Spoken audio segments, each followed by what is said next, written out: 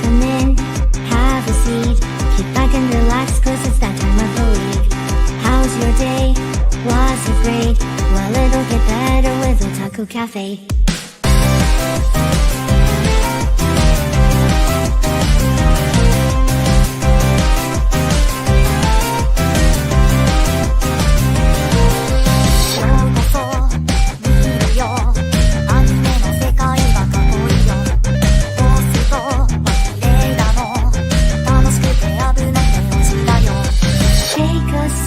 Nostalgia, let the memories bloom. All these stories in my head are gonna make me go boom. Kick back and relax, turn the volume to the max, bob your head until you're dead. Yeah!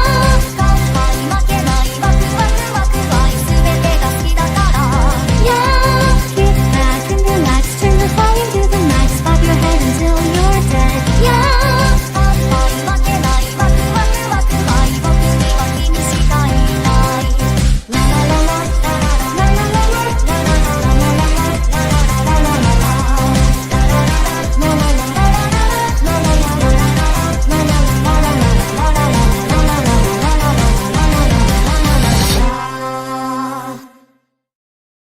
Goodbye, my friends, and welcome to another edition of the Otalku Cafe.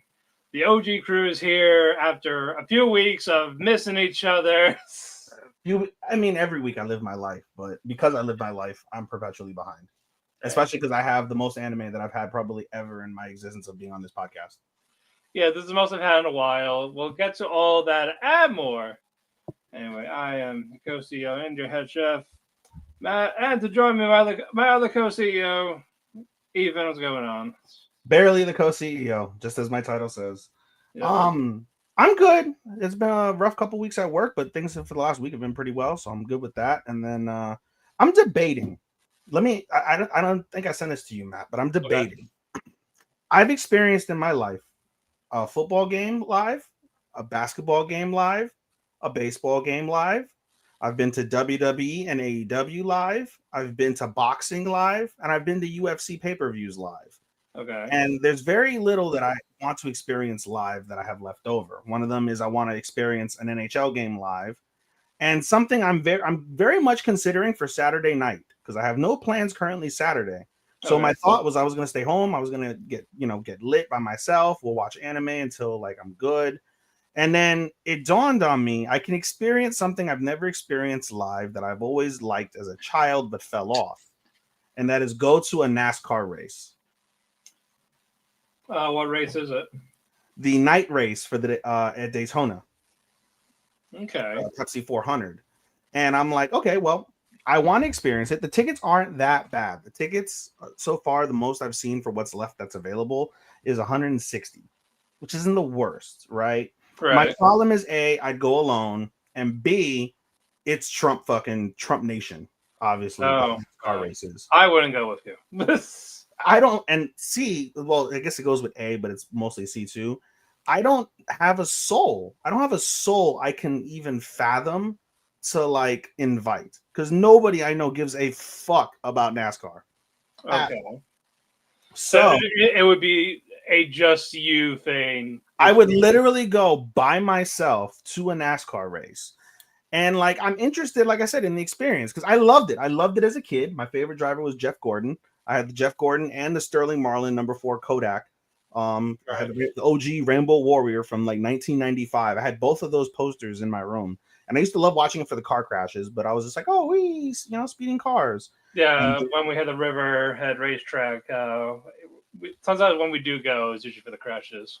Yeah. So I'm like, so I want to experience that live. And I'm honest to God, with those two things withstanding, not to mention, I guess C/D would be, it's going to end up being like a $300 night, right? Because it's like if I pay $160 for a ticket, got to pay for parking, which is like, what, $50, probably $40, $50, $60, somewhere in that range. I got to pay for one or two drinks, and I can't get liquored up because it's an hour and a half drive.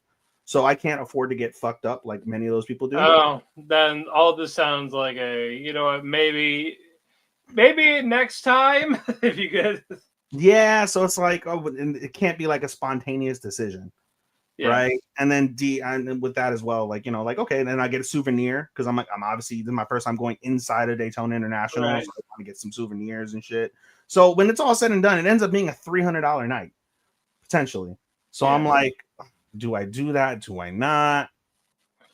Well, it's more of if you have the money to swing it, if you think it's worth the drive. It's worth the drive, especially if I was going with somebody. It's not. Yeah, if Because if you could actually find someone to go, sure. But they'll probably make you buy their ticket to make them go. I would not, because it's way too. It's like fine, I'll do that, but you're buying the drinks and souvenir. I'll buy you a round of drinks, sure. Yes. I No, will like tell them like, all right, fine, I'll buy your ticket, but you're buying me a round of drinks, and then you're driving, so I can get lit. effectively, yeah. Yeah, that would be like, all right, if they say yes to that, I'm paying for my designated driver. Yeah. In essence. Right? No gas money. Your NASCAR ticket is your gas money. Yeah. Your drink, NASCAR money. Yeah. All that. I doubt I'd be able to swing anybody to go with me, but I'm still, it is not out of the realm of impossibility for me to maybe go Saturday. So that's my big weekend plan. That, and I bought a Nintendo Switch, as you already know. I did say that. Yes, I have a Switch too. All right, awesome. I'll eventually add you. Indeed. Yeah. Anyway, I'm sure we got a lot to talk about. Let's go ahead and talk about it. We got plenty to talk about. A couple of news. So some stuff happened. A couple of passings. One I watched that's actually going to be over, I think, soon. I'll get to that when I do my solo. All right, let's get to some of these news. Where are we? 'Tis Time for Torture Princess manga has finished up on August 19th. 282 chapters. Okay, Chris watched it. I think Starman did too, but dropped it. I didn't watch it. Which show? 'Tis Time for Torture Princess. Not familiar with it. It's like a fantasy slice of life comedy thing. I hear princess, so I automatically know Chris and Sean are in it. Yep. Like it's not a fetish. Bang Dream Ave Mujica movie announced. For those that remember that, we didn't watch it, but it was a spring series or winter that won anime of the season for that one. No, that was winter. Sorry, that was the winter one that we didn't watch it. And it won anime of the season. And it won anime of the season. Yeah, for I know it won that for Anime Corner. I don't know if it did for Trending too, but it's one of the bigger music idol ones. It's getting a movie. I think another season soon. Not at all. Yeah. Gintama is getting a new anime movie, Yoshiara in the Flame Dark, in 2026. Gintama is still going after, that very final movie in 2021. Bro, for real. For real. Voice actress Tomo Sakurai has unfortunately passed away at the age of 53. Best known for roles in Macro 7 and Rurouni Kenshin. Yeah, she voices the Ninja Girl in Rurouni Kenshin. Ninja Girl? The OG or the new one? In the OG. Oh, okay. Yeah. Oh, the one that Misao. Misao, okay, yeah. Yep, she voices Misao in that. In the OG, okay. Cool. She was ill for a while. Cancer in various organs. Sad as fuck. Did you see that unanime related, but still cancer related? The judge, that famous judge from social media, he passed away. I didn't read it yet. I didn't know that's what he died of. Yeah, he died of pancreatic cancer. Yeah, that's an awful way to go. Yeah, he apparently it was bad, and then he kicked out for a little bit, and then there was a setback, and that was the Judge Frank Caprio, right? Yeah. Oh man. Rest in peace. Rest in peace. And our last passing, Koji Teiwaki passed away at age 32. That's young. Yeah, she voices that scary girl in Dark Gathering. Yeah. So recent. Yeah, like fuck. And she mostly does music. She's a singer, does like openings and stuff. Mostly for Sister, the end theme for Cutie Honey. There's no Going- middle ground, I feel, right? It's like you either die of, I mean, I guess the last person you mentioned, she died at 53, but that was cancer. But even so, like, there's no middle ground. They die so early, or they die? There's no release yet, but it seems like it was drug related, like accidental OD type of thing. Which is even batshit, more batshit because Yeah, she got arrested for drug possession in 2024. that's nuts. That is nuts. But rest in peace to all the people that passed away today. It's still Indeed. sad, no matter what you think of it. Condolences to friends, family, and loved ones. Yep. Friends, family, co-workers, all in the in-between. All right. I'm at an adaptation of A Livid Lady's Guide to Getting Even, How I Crushed My Homeland with My Mighty Grimoire.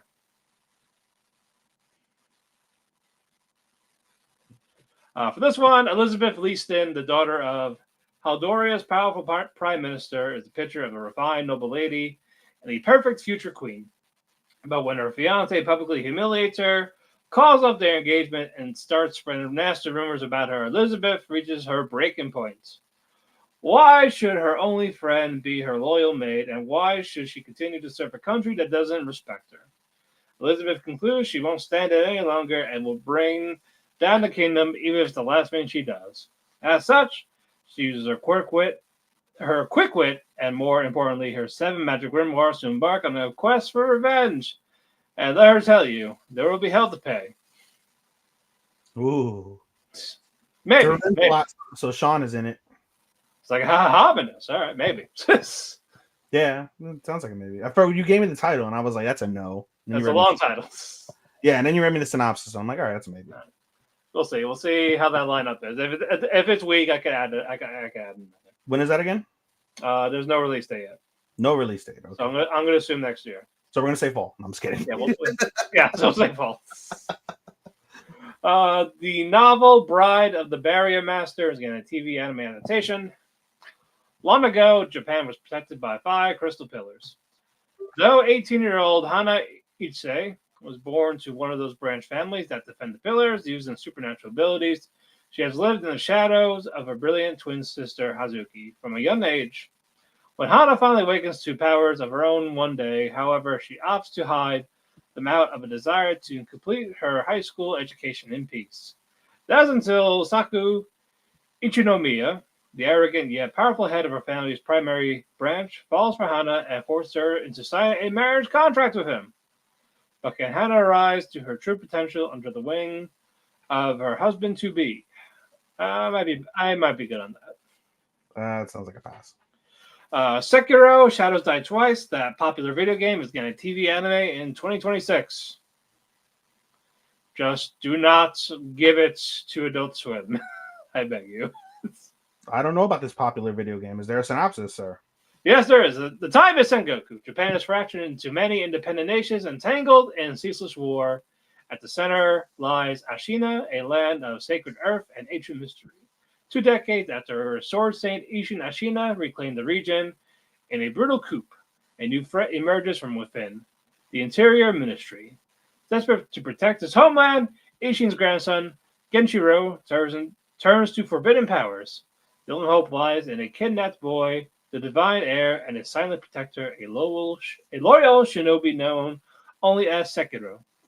The story is the story of a lord and his retainer and their quest to restore balance to a nation on the edge. I only played the first game, and you know what? That was pretty fun. It's kind of Souls-like if you play those games. I don't, but I'm a sucker for old Japan, so that's. Oh yeah, no. I'm definitely gonna give it a watch. I just hope they don't. That's a high maybe. That's a high maybe for me. That is it for the news section. So with that, let's get to some of these reviews. Ethan, it's been a while for you. Go ahead. It's been a while, and I'm still behind, folks. Surprise, surprise. To be on this show. Well, what solos do you have that you finished? Because we are watching Hotel and Humans now together, so I can eliminate that. Yeah. And I'm behind on detectives these days. I will talk about last week's Betrothed. Did you recorded with Chris on Tuesday? Yes. Did he talk about Betrothed on Tuesday? No. Great. I will talk about last week's Betrothed because the new episode dropped today and I did not have time to watch it. I am Okay. behind an episode of Gachiakuta. I am also behind. Oh no, I'm definitely behind on Betrothed. I'm not going to talk about Betrothed. Did he talk about Mikadono? That was the one that came out today. Yeah. Okay. He talks about Mikadono or no? Which one's that? Mikudono? The Mikadono sisters. No. Okay, great. I will talk about that one last week. All right, so I've got Witch Watch. I've got Togen. We'll talk about last week's Mikadono. I'll definitely talk about my lesbian anime, and I will talk about Water Magician. So that is Alrighty. I have 5 solos, and I am behind currently. One. Let me see. 1, 2, 3, and then I mentioned I'm behind on With You in the Ring. I caught up on that today. Yes. So, not much I'm sure happens because there's no plot in With You in the Ring. No. It's a cozy slice of life. It's just a cozy slice of life, which is fun. So you can talk about it. I won't miss much. Yeah. I'll talk about it a little bit. All right, cool. All right, let's start off with the show that I remember the least.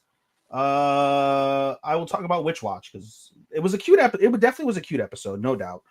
Basically, the episode focuses around what's her face. Let me pull up my things because I forget names now. Now that I watch so many shows. Survey says her name is Nemu. I remember that right as I was pulling it up. So it basically focuses on Nemu and Keigo this week. And basically, Nemu is trying to like get away from liking Morihito because of the fact that Nico loves him. And she doesn't want to trample on Nico's feelings by liking the same boy. And so over the course of the episode, she slowly begins to realize, like, and it's kind of hinted at through the previous episodes, but basically she's starting to kind of feel Keigo. And basically she helps Keigo with trying to master float magic, because basically at the beginning of the episode, Keigo gets kind of upset and bothered that he's kind of useless unless he turns into the werewolf, which nobody wants him to turn into the werewolf because he's a fucking savage. So unless he turns into the werewolf, he's really useless, and he feels like upset about that. And Nico feels that, so Nico gives him her old ring and said, "Hey, if you say float, you'll be able to float, but it's a very like tricky like ring. You have to get used to it. You have to match."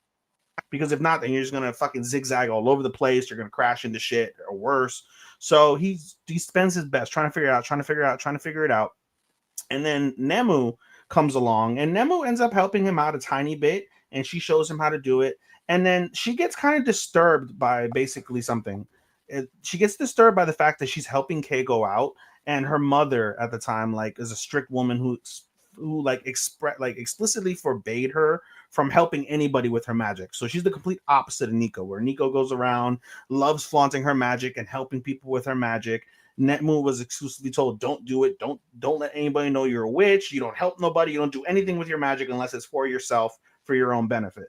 And so she realizes that and kind of hears that trauma, and she loses control of the float magic, and she starts going all over the place. And Keigo is trying to figure it out, trying to help you. What can I do? And he ends up like channeling. He ends up A, mastering the float magic, and then B, being able to basically like use some of his ability, like his past life as a figure skater with the float magic. And he's able to basically save Nemu from falling and crushing herself when she eventually runs out of like the float magic. And when she saves him, Nemu realizes she gets the Doki Doki feeling that she gets with Morihito. She finally gets it with Keigo. And basically, in between all of that, Keigo ends up transforming into the wolf. But even the wolf is just like, hey, do what you want to do with Keigo. I'm going to go and be a whore. But, hey, he won't remember shit. You won't know shit. So go ahead and love Keigo. You're good. So now that's basically where the episode ends, with her thinking about Keigo in a more than friend way. Okay. And it was a really nice episode. Next up, we'll go with Togen Anki. Togen Anki was pretty good. We pick up where we left off last week. I don't know if Chris talked about Togen Anki, but we pick up where we left off last week, where we have one of the villains whose name I'm forgetting. Let me see if he pops up in the screen. I don't Yeah, he does. Subakiri. So Subakiri basically he has all like the zombie like fucking dead bodies that he's controlling, and they're all attacking the base of the what the fuck are they?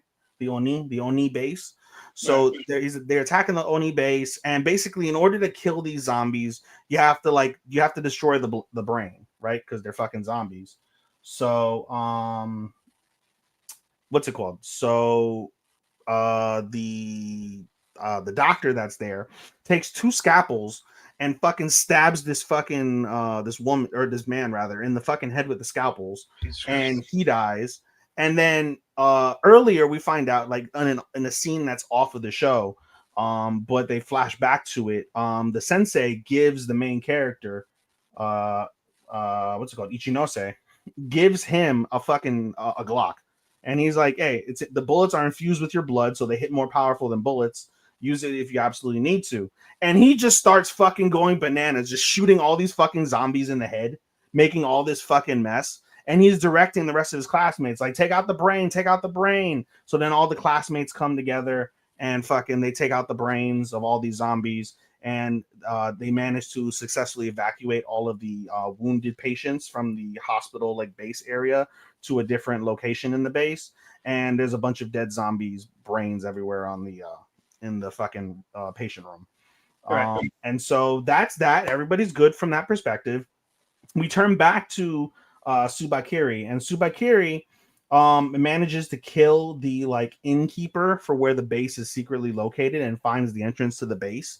It's a very deep, very large base underground, and so he's like, I don't know if we want to go in there. Let's. And his subordinate, whose person is not coming up, I don't see, is like, hey, you want to throw some poison gas in there? And he's like, that's an option.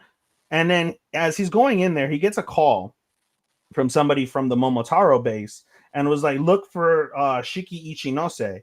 And he gets the call, he hangs up, and he's like, all right. He's like, we'll go in after all. Just you and me. We'll go in there. And before we kill everybody, we're going to ask every single person for their name because we're looking for Shiki Ichinose. And his subordinate's like, what's so special about that person?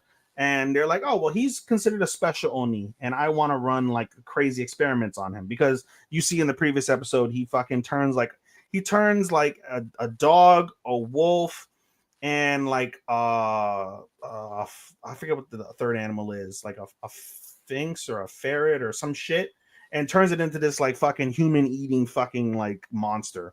And so he runs all these crazy experiments. He likes experimenting on children and women, especially women, because of the fact that they have higher pain tolerances than men since they're naturally able to give birth and shit. So they can experience more pain. They don't die as fast, things like that. So he's a sick and twisted fuck.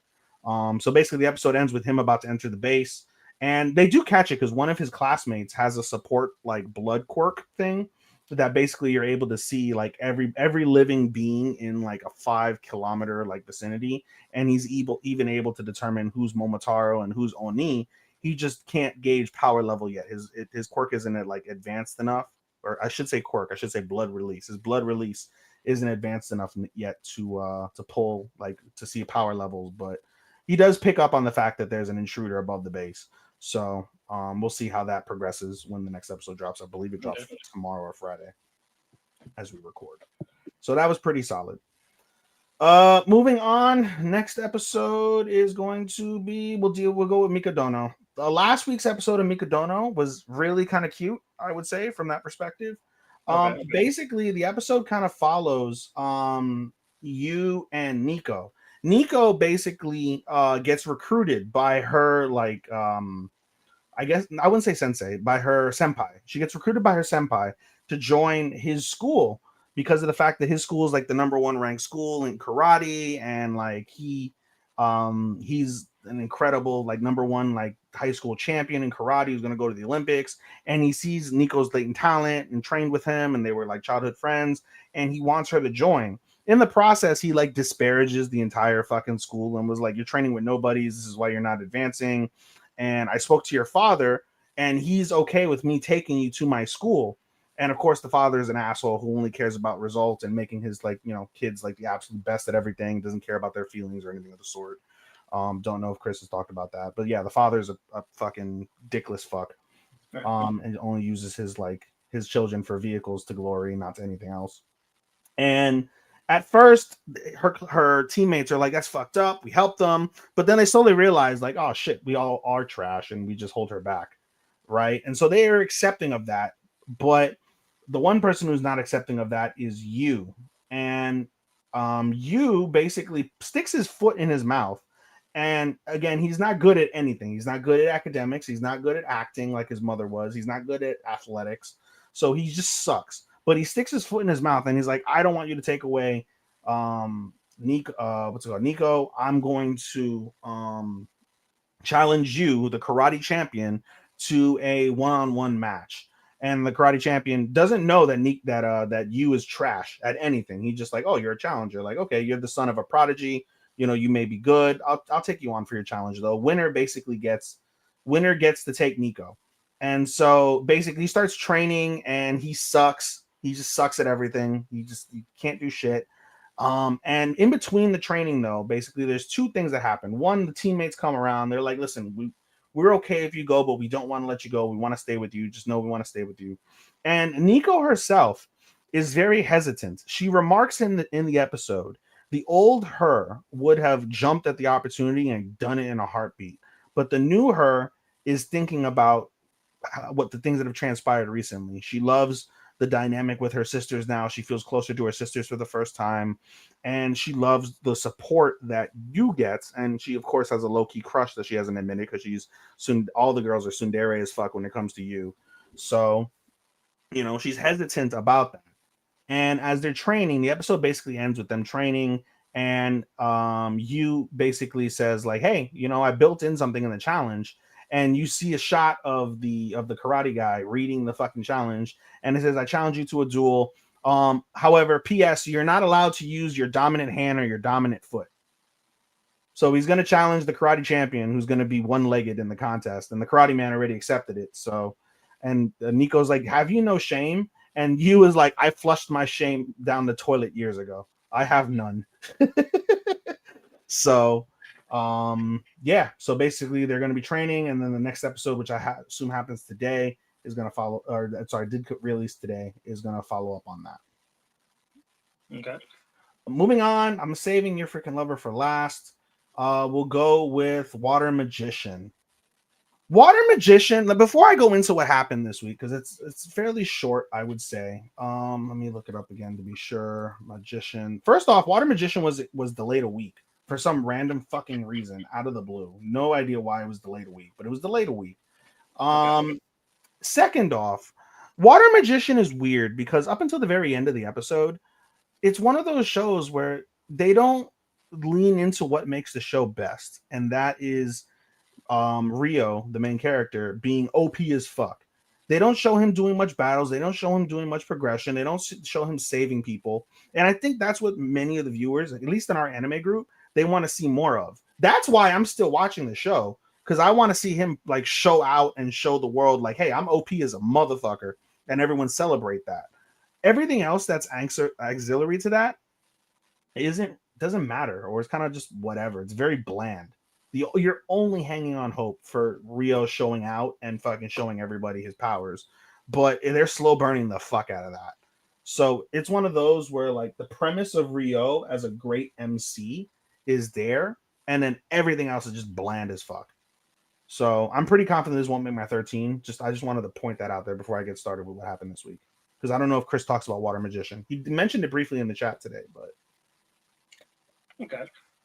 In any case, that's just my 2 cents as I catch up, since I haven't been on the show in like 6 weeks. But basically, yeah, what happens in Water Magician this week? It was, like I said, relatively solid, just kind of bland. Basically, Rio continues to etch his name amongst the town folk. Basically, everyone is saying, because Rio wasn't available during like the jail breakout that happened in the previous week. He wasn't around. He was busy doing research. No one called for him or anything. And Abel in particular, because again, remember, Abel is the most famed of the adventurers in the town. Abel sings his praises all the time, and he even started singing his praises. Like, yo, if we had Rio, that shit would have been so much easier. Like, bro, like we wouldn't have had to struggle as hard as we did if we had Rio. And so people are starting to notice his name, and they're starting to like kind of put the name and the face together. And you see Rio, he's just doing some research, and then some fucking like random fucking knights, they want to like rape a woman. And basically he oversees that, and without like putting himself out there or interfering, he with his water magic is able to basically make them slip up and embarrass them. And as the knights continue to get more pissed off, they draw their swords on the girl and the guy who she's with, who they've already like shoved to the ground. So they pull out their swords, and then the second like most popular guy is there. And I don't know if I don't see his name, and I don't remember his name. But the second most popular adventurer comes over. He saves the day, and points over to Rio after everybody leaves and was like, "Hey, thank you for your magic." And he's like, "I don't know what you're talking about." But he puts the name to the face. He's been saying like, "Hey, I've been hearing a lot about you. Can't wait to see more of you." And he fucks off. And so as the episode keeps going, basically, it goes into the nighttime, and Rio meets up with Abel, and basically they go into the pleasure district, and Abel's looking for something which they don't really define what exactly it is he's looking for. But he's looking for something in the pleasure district, and as they're walking in the pleasure district, they see some shady characters in an alley. So they're like, okay, let's go ahead and let's go chase after these guys. So they chase after the guys, they attack, they beat the shit out of them all, and they tie them up, and they see some sort of alchemy like device. And Rio, for the last few weeks, has been studying alchemy. So he wanted to take the alchemy device as like a reward. And Abel's like, no, this is evidence. Can't do that, Rio. Let's go ahead and turn these fuckers in with the evidence. And Rio's like, fine, if you insist. So he fucking goes, and they drop them off with the evidence over.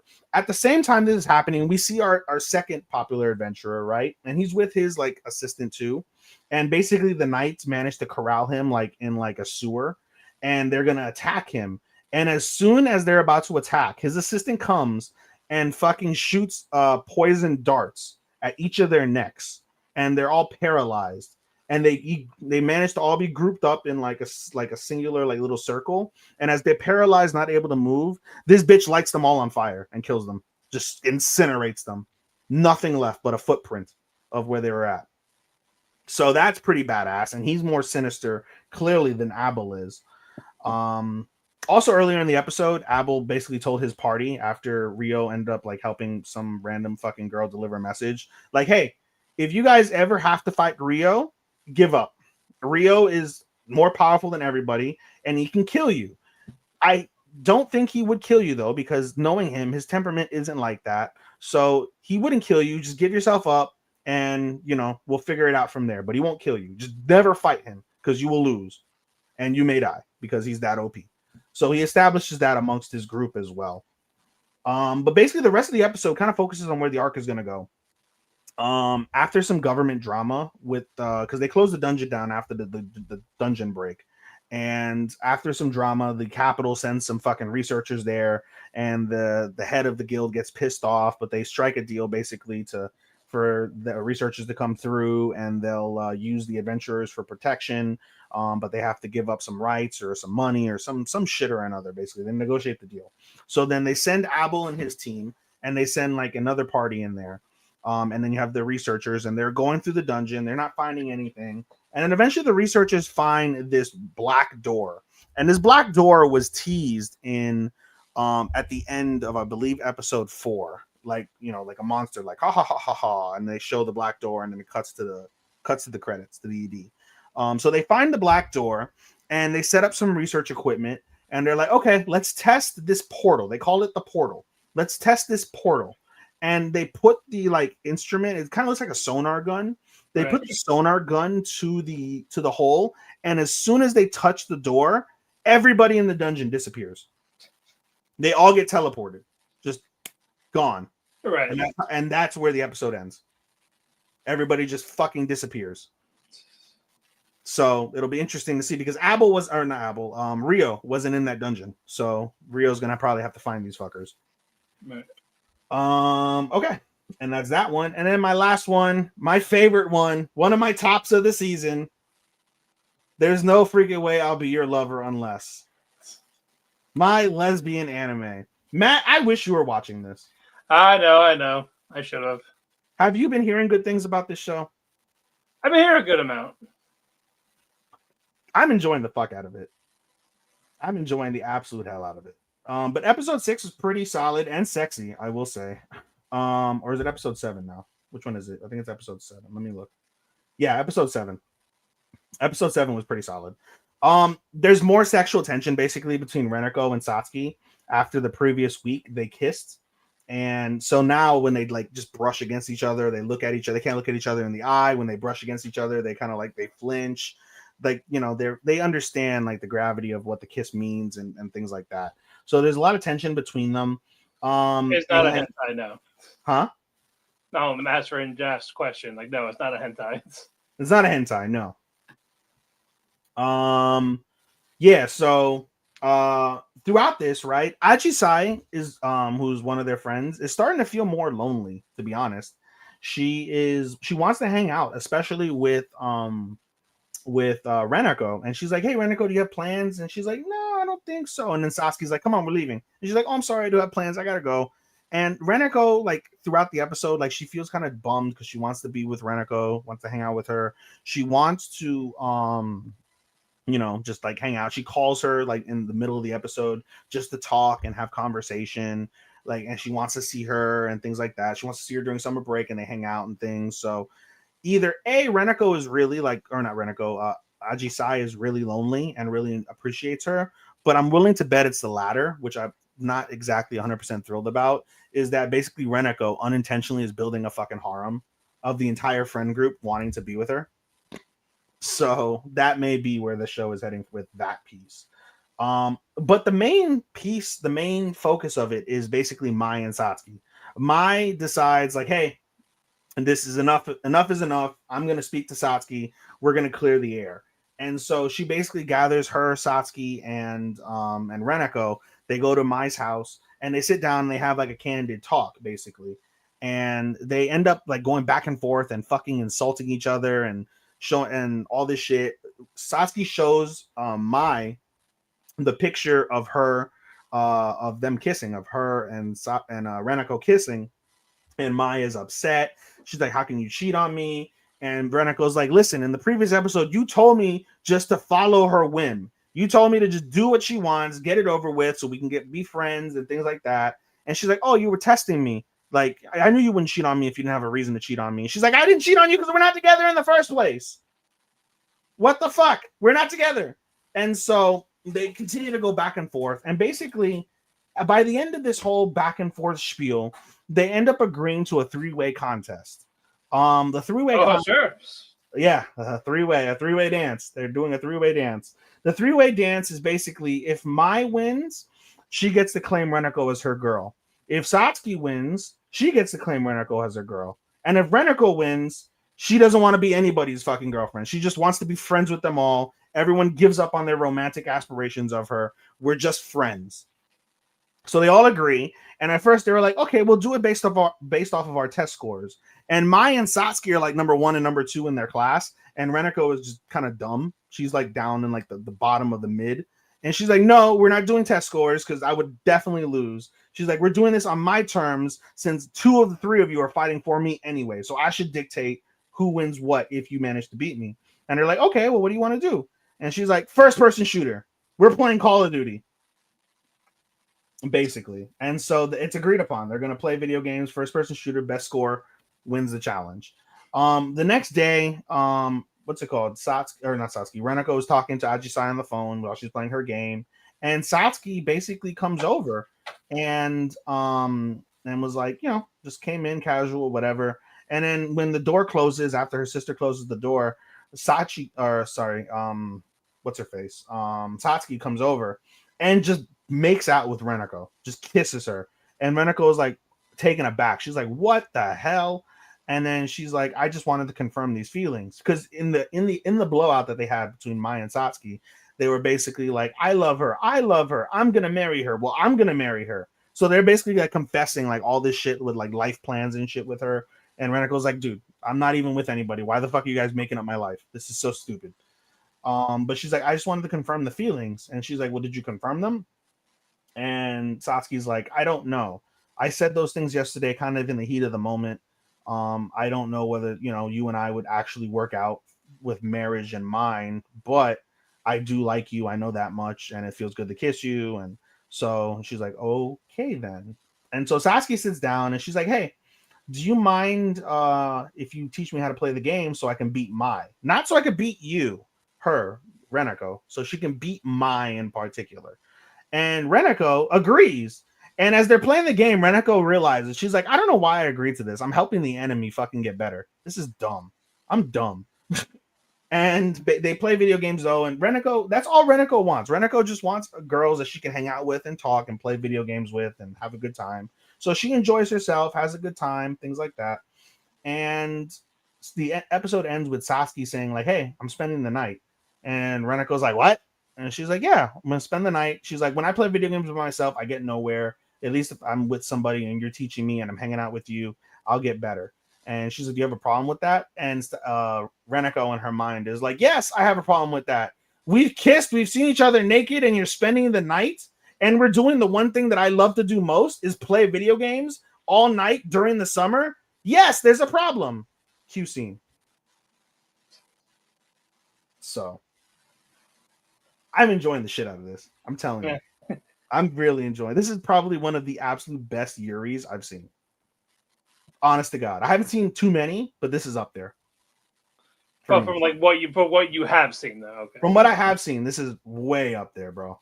Okay, that's good. Way up there. And I'm done finally. All right. And that's with me being behind 3. There you go. Sounds good. Okay, I got quite a bit. Before I do that, I said in the group chat, I started Cinderella Grey. I want to see what it was about. Plus, I want to get ready for the fall. Oh my God. It's actually, I get why. Especially if you play the mobile game, the Gacha, that's where it mostly is from. Mm-hmm. Then yeah, you know what? It is good. They actually follow like horse racing rules. They're acting with the names, the tracks. Like it's not over the top, like at all. I do like it. It is fun. As I'm only 8 episodes in, and I get like a 3 3/4 for right now. Girl horse racing where there's no horses, not for me. I know it's not for you. It's okay. I'd rather it not be horses because then they'll probably look silly because the horses will be talking telepathically or some shit, like some type of JoJo shit. I would love that. No, you'll get it in the new JoJo. You'll get horses racing across the globe with them riding the horses. Are they going to telepathically talk to each other? No, not telepathically. I'm not getting that. That's what I just said. Telepathic horses is the shit. Yeah, like no jockeys. All the jockeys are doing is just like fucking whipping. That's probably why they didn't want to do animal abuse. So that's why they didn't see no fucking jockeys whipping horses. Well, they do have the trainers. There's no people sitting on them riding them. Like, hey, piggyback ride, like while you run. Piggyback ride, slapping the girl's ass. Exactly. I'm surprised. That's something Japan would do. I'm sure some degenerate will make that a thing. That'll definitely be a dojin. Yeah, somewhere in the depths of 4chan. All right, but anyway, moving on. I'm gonna start with Dan to Dan. Okarun. Momo's friends dragged Okarun to where Momo works, which is a maid cafe, because she needs a job for money. It's like, how? Like, oh, what's this? The girl you like? She's in a maid outfit. She's gonna serve you. So it's like super awkward because like Momo's friends are like teasing her, like, oh, you gotta do the maid thing. You gotta do the moi moi Q. Where's the master thing? Like, come on, chop chop. And she can't beat the shit out of him because she's on the clock. Awful. So enough of the teasing. Momo's friends leave, and Okarun says, like, he's gonna stay till she's done for shit. But Momo says, no, I'm fine. You can go home, type of thing. Like, fuck off, basically. I can walk home at night by myself. She does her shifts, and as she's leaving, she thinks about going home, but then you hear Okarun like you know what, like, you told me to leave, like, no, I'm not gonna leave, type of thing. Like, I'm here to pick you up, like, I'm here to take you home. And she like shyly just like holds onto his hand as they're walking home. No. I was like, oh. Gigi's training's going pretty well so far until water got spat on him, and because of this, he turns to the evil eye and almost choked the shit out of Momo. But soon water got splashed onto the evil eye. Gigi's back to normal. And Gigi does feel like he's not making any progress with the training to control the evil eye. Turbo Granny goes to Okaroon and says, hey, you have this power of mine, but you're not using it. Like, why do you suck so bad at it? Then she just goes, like, you know what? I'm actually going to help you. I'm going to actually train you. So as he's like sneaking into the school, Arisa, one of the other ones who has the Silky Queen possession, follows Okaroon in. Like no, I don't trust you with this fucking Trevor Granny. Like I'm going to train with you. And these trainers are these legendary composers. You see like the giant heads. You see Beethoven as one of them. There's like 6 of them, and they're all based on famous composers. So Beethoven, Sebastian Bach, Dvorak.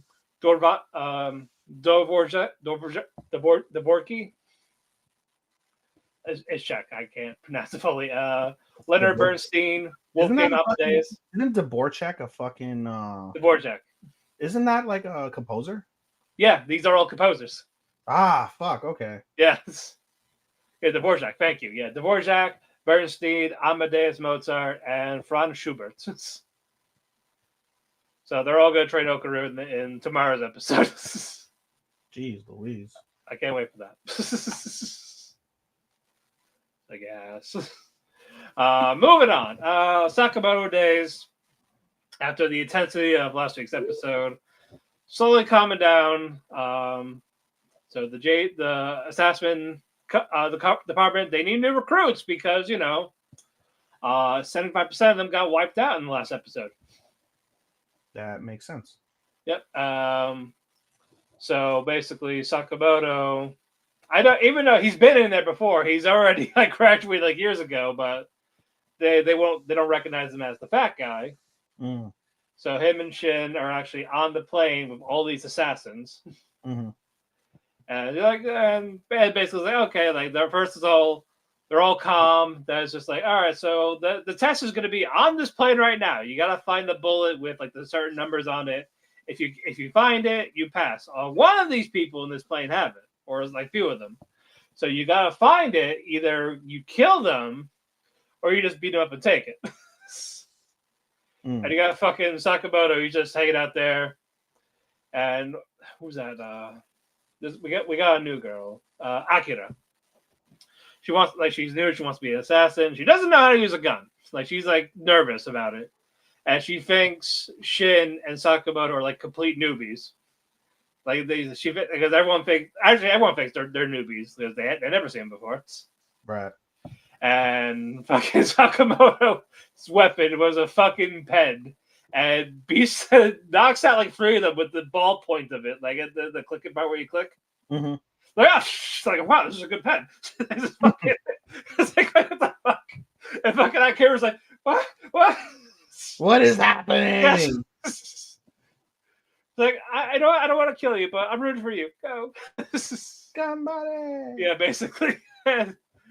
One of the younger guys was about to kill the flight attendant, but Shin basically made the guy humble. He made the kid humble.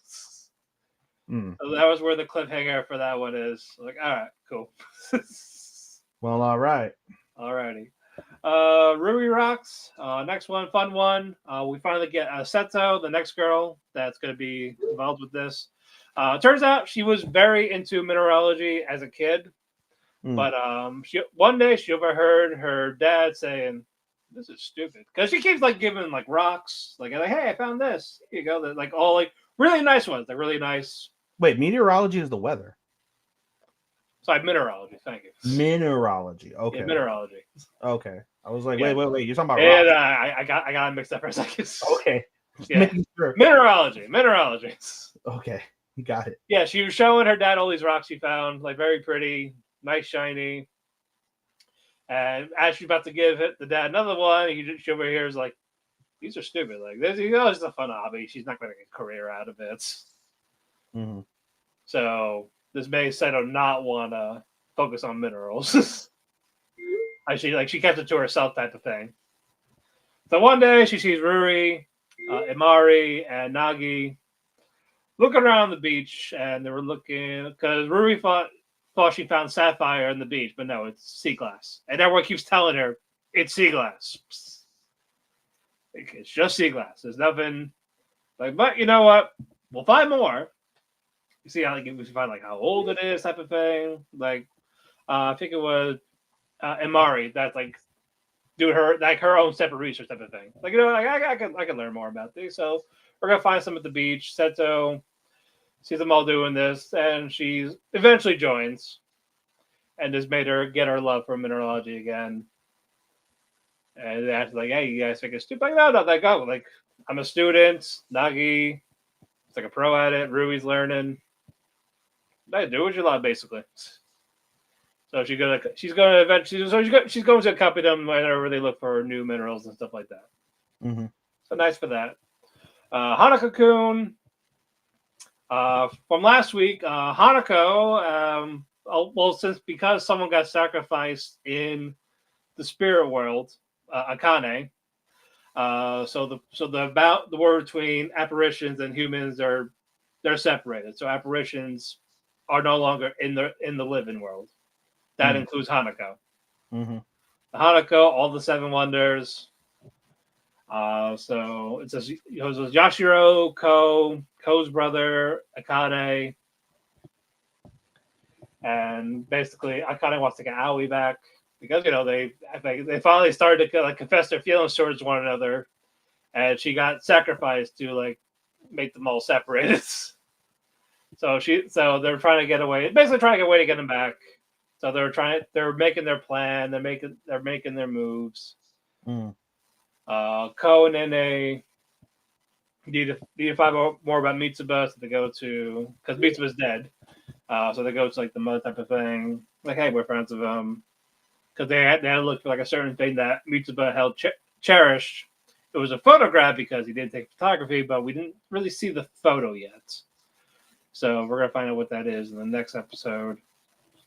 With You in the Rain, it's just cute. More or less, Fuji's been having writer's block. Mm-hmm. And we get to see more of the raccoon kind of being Tanuki. Yeah, Tanuki, yes. The dog. I'm dog. It's a dog. It's a dog. It identifies as a dog, Matt. Come on, you know all about identifications. It identifies as a dog. Also, we get Fuji in a bunny outfit. Nice. It's like it's more of it's like it's not real, unfortunately, but it's not real. No. Oh, basically, you know the neighbor girl. Yeah, the little girl. It's like a magic trick magician, my assistant type of thing. Yeah. So I was like,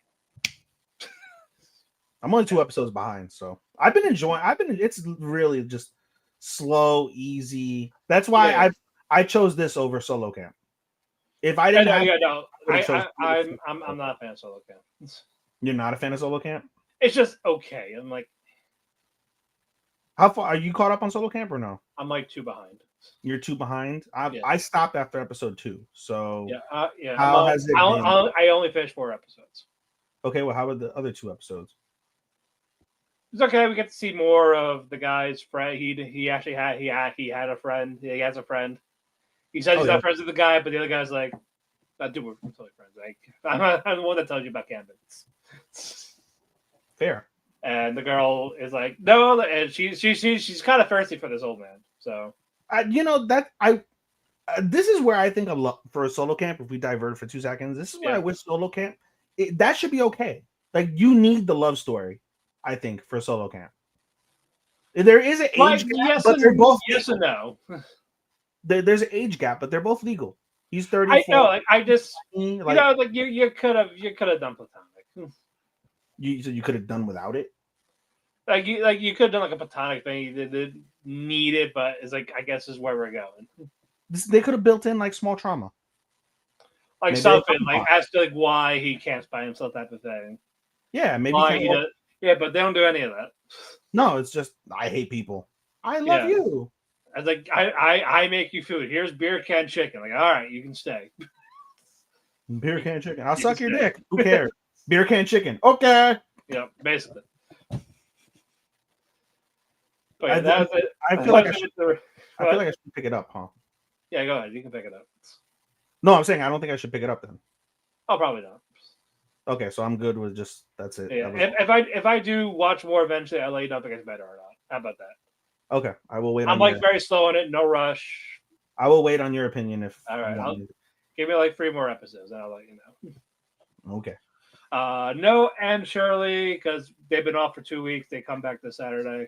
Why? They didn't say why. Overworking. I don't know. I legit do not know. Thanks, Mark. But yeah, I'm going to talk about the one I did pick up because it's only 5 episodes.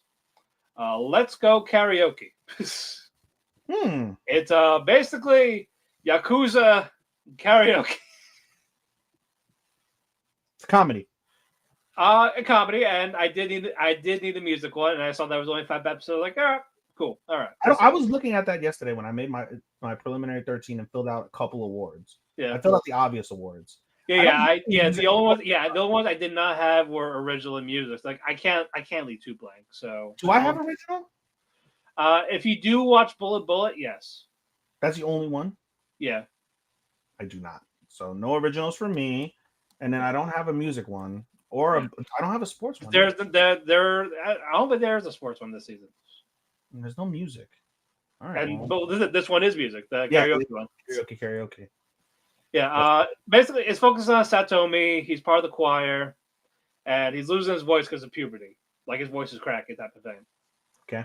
And the Yakuza member Kyoji, he was there, like, hey, teach me how to say, basically. Because this Yakuza, they have a karaoke contest like a couple times a year, and the worst singer gets tattooed by the Yakuza boss, the original way, not like old school, like digging. The tapping. Yeah. And he's just learning how to tattoo, so the designs are awful. Oh God. Yes. So it's just the like bonded, like try to she's like Satomi wants nothing to do with him because he's Yakuza and he's 13. There's a big He's smart. I'll be damned. Yeah. Like his last performance for middle school is coming up, and he's like they want him as the lead, but since his voice is cracking, he has no confidence in it. He's like, hey, I really should not be teaching how to sing. Eventually, he starts teaching the other Yakuza members how to sing, and the critiques of them were just so fucking funny. First, it was like honest, and then eventually just one word answer. The last one was, "You suck. Like you just fucking suck." Like, oh, I was like, he's just done. He's just fucking done. But he doesn't teach him again. Just the Kyoji. And then episode 3, it ends with a car accident. Oh. So Kyoji's got involved in a hit and run. Oh. And Satomi sees his car damaged and he feels bad because he just said awful things to him as his last words to him. So he dead? Hold on. He's going to he found the karaoke bar where the Yakuza hangs out. Mm-hmm. He doesn't see him there, and the boss is like, he's in hell. Like he's dead type of thing. And he gets mad, saying, like, how are you all doing this? Like doing the karaoke while he's dead type of thing. Like you guys just don't care. You guys are awful people. And one of the Yakuza members were about to punch him, but the boss is like, hold on. Like, you know what? Say for him. Sing your emotions for Kyoji. And he sings a song that Kyoji likes, that he's awful at, but that Satomi said you should not sing this again. So Satomi sings it with his voice, and as he's done, they're like, that's really good, kid. And then you see Kyoji behind him, like, hey, what's going on? No. It's I was in the bathroom when you came in. So like, you know, I'll wait a bit. This is like a kind of a prank. Oh my god, Yeah, like I got hit about the hit and run, but no, I just got a couple of scrapes. bro. And we got a time gap, like 5 years. He hasn't talked to him since. So I told me he's about to go to college, and he sees Kyoji. He's like, "Oh, I'm going to this town you're flying to." So in this penultimate, let's go karaoke again. So we're gonna see what happens. I don't know when the next episode airs. I asked it in the last one. You know what? That sounds intriguing. It's actually kind of fun. It's not my favorite, but it's kind of. I'm actually kind of got entertained. It's just 5 episodes. Is it top 13 entertaining? No, but I could probably give it comedy. It might be. It's a comedy contender for the seasons. It's a fun 3.5. But on MAL it's a 7.65. Oh, that's So good. pretty high, yeah. Yeah, it's like what? It's worth checking out. It is worth checking out. I might do that. There you go. That's That's okay. it. It's They're on very Crunchy? quick. It's on Crunchyroll, yeah. Oh, okay. Yeah, I still know when the last episode airs yet. We'll see, but that one's good. To Be Hero X, holy shit! I got another fight of the season contenders, and we find out more like what happened with Nice. Oh, Matt, real quick before Yeah. you go, Yeah. 35 days according to analysts. Okay, so the last one is in the middle of September. Okay. So I gotta wait a month. It ends right more or less when the rest of the season ends. Okay, so I don't know why they did it like that, but okay. So 4 episodes and then a dick tease per month. Yep. I'll add this to planning. See if I get to it. Okay, there you go. But yeah, Lolly is fighting Nice. You find out that Nice. The reason why he has this perfect life at all is because he was influenced by fear, not trust value. It's like, God damn it. So Nice and Lolly are fighting back and forth while Isol is fighting Ghostblade, Little Johnny, Big Johnny, Lolly's father and her friend. They're trying to escape, but the Hero Commission killed the dad while he was protecting the friend. Ghostblade, for the first time ever, got knocked out. So Isol is like electrocuting Little Johnny, Big Johnny. Lolly's suit is like being damaged by Nice. And thankfully, we do have some rescue with Queen and Lucky Cyan. They show up again. So that's getting taken care of. Nice, Isol defeated, retreats. The actual heroes from that one were able to escape. We forget more on our main antagonist. I guess the guy's name is Zero, like the very first person who was Hero X. And the reason why we got the fear value was apparently he killed someone. So I guess that's going to be coming up soon. And then as the credits are rolling, we finally see X again, and it went back to 3D. It went back to the 3D animation finally. Is that good?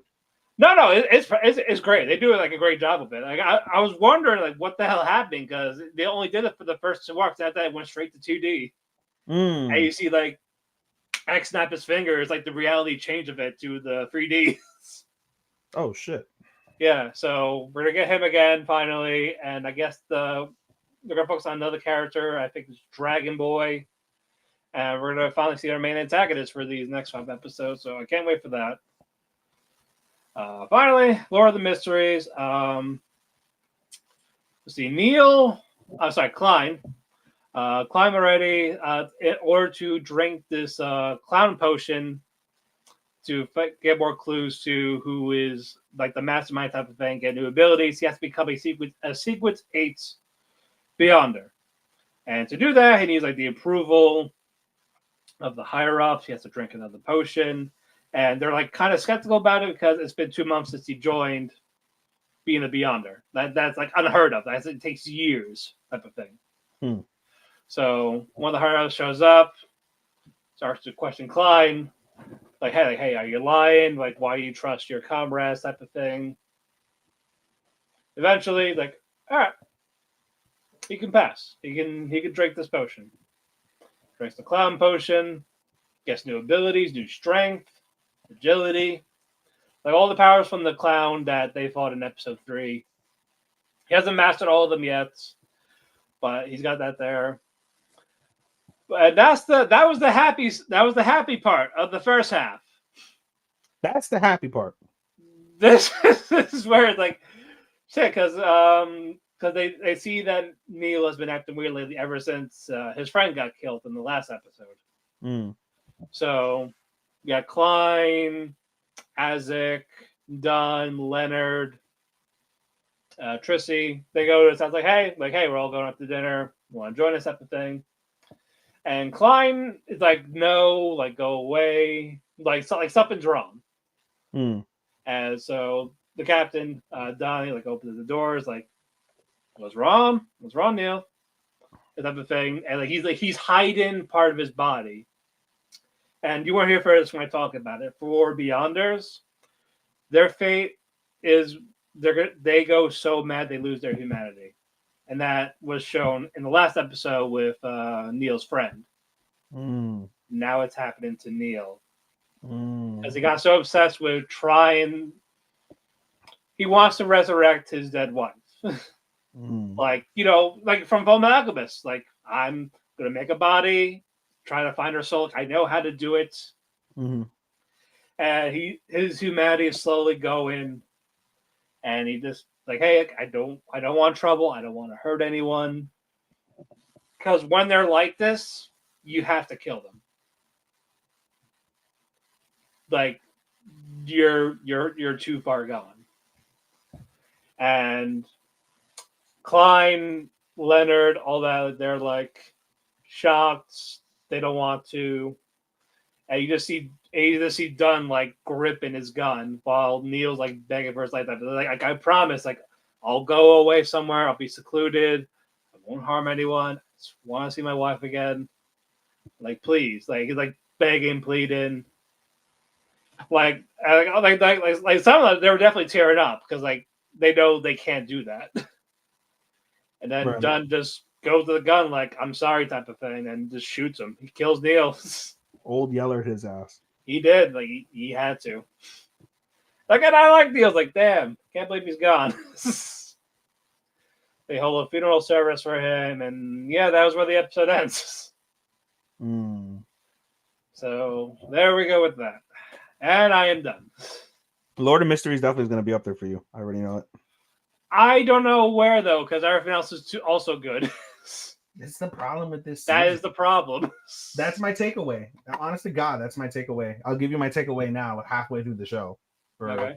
Our end of the night. It just there's so much. When I was making my 13, I like okay, the top 2 I think are in their places, and then I have my top 11. Yeah. But where do they fit amongst each other? I don't know. 12 and 13, debatable. We'll see if anything comes up right now for me, but at least my top 11 are set. But where do they land other than the top 2? I don't know. I have nothing set. I don't No know. 1, no 2, no nothing. I mean, we already know what like is a strong number 1. I'm not saying whether it's number 1 or number 2 for me, but you already know what show I'm talking about. Where it lands, we shall see. We'll see. All right. We got a lot. Some of these are going to be pretty quick because not a lot happened. So we'll get to those first. First one, Summer Pockets. I don't give a fuck. Oh, let's go in. Let's go in. Like I said, we talked about is half of the Shiro story, which we had like 3 episodes ago, but this time focuses on Umi. Umi wants her mom back. Hairi knows her. What? Mom. Play mom. Canon mom, but we'll see. Eventually goes to Shira. We get the grandfather like, hey, we've been here before.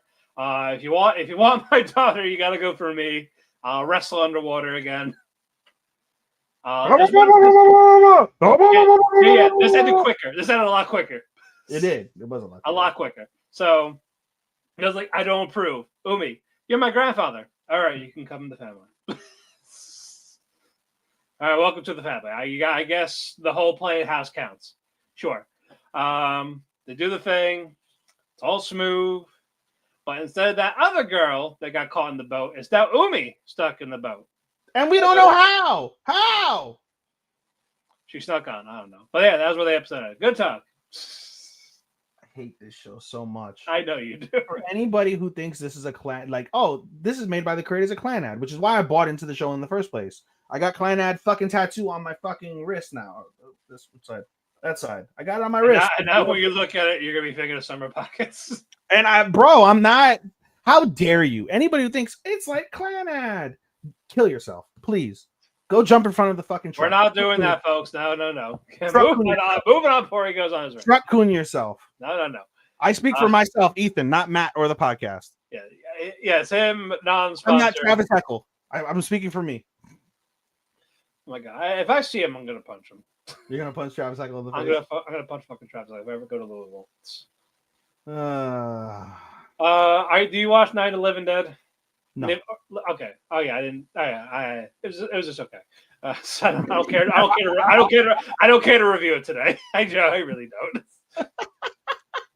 I really don't. Okay, moving on. Yeah, it was fine. Next, Sword of the Demon Hunter.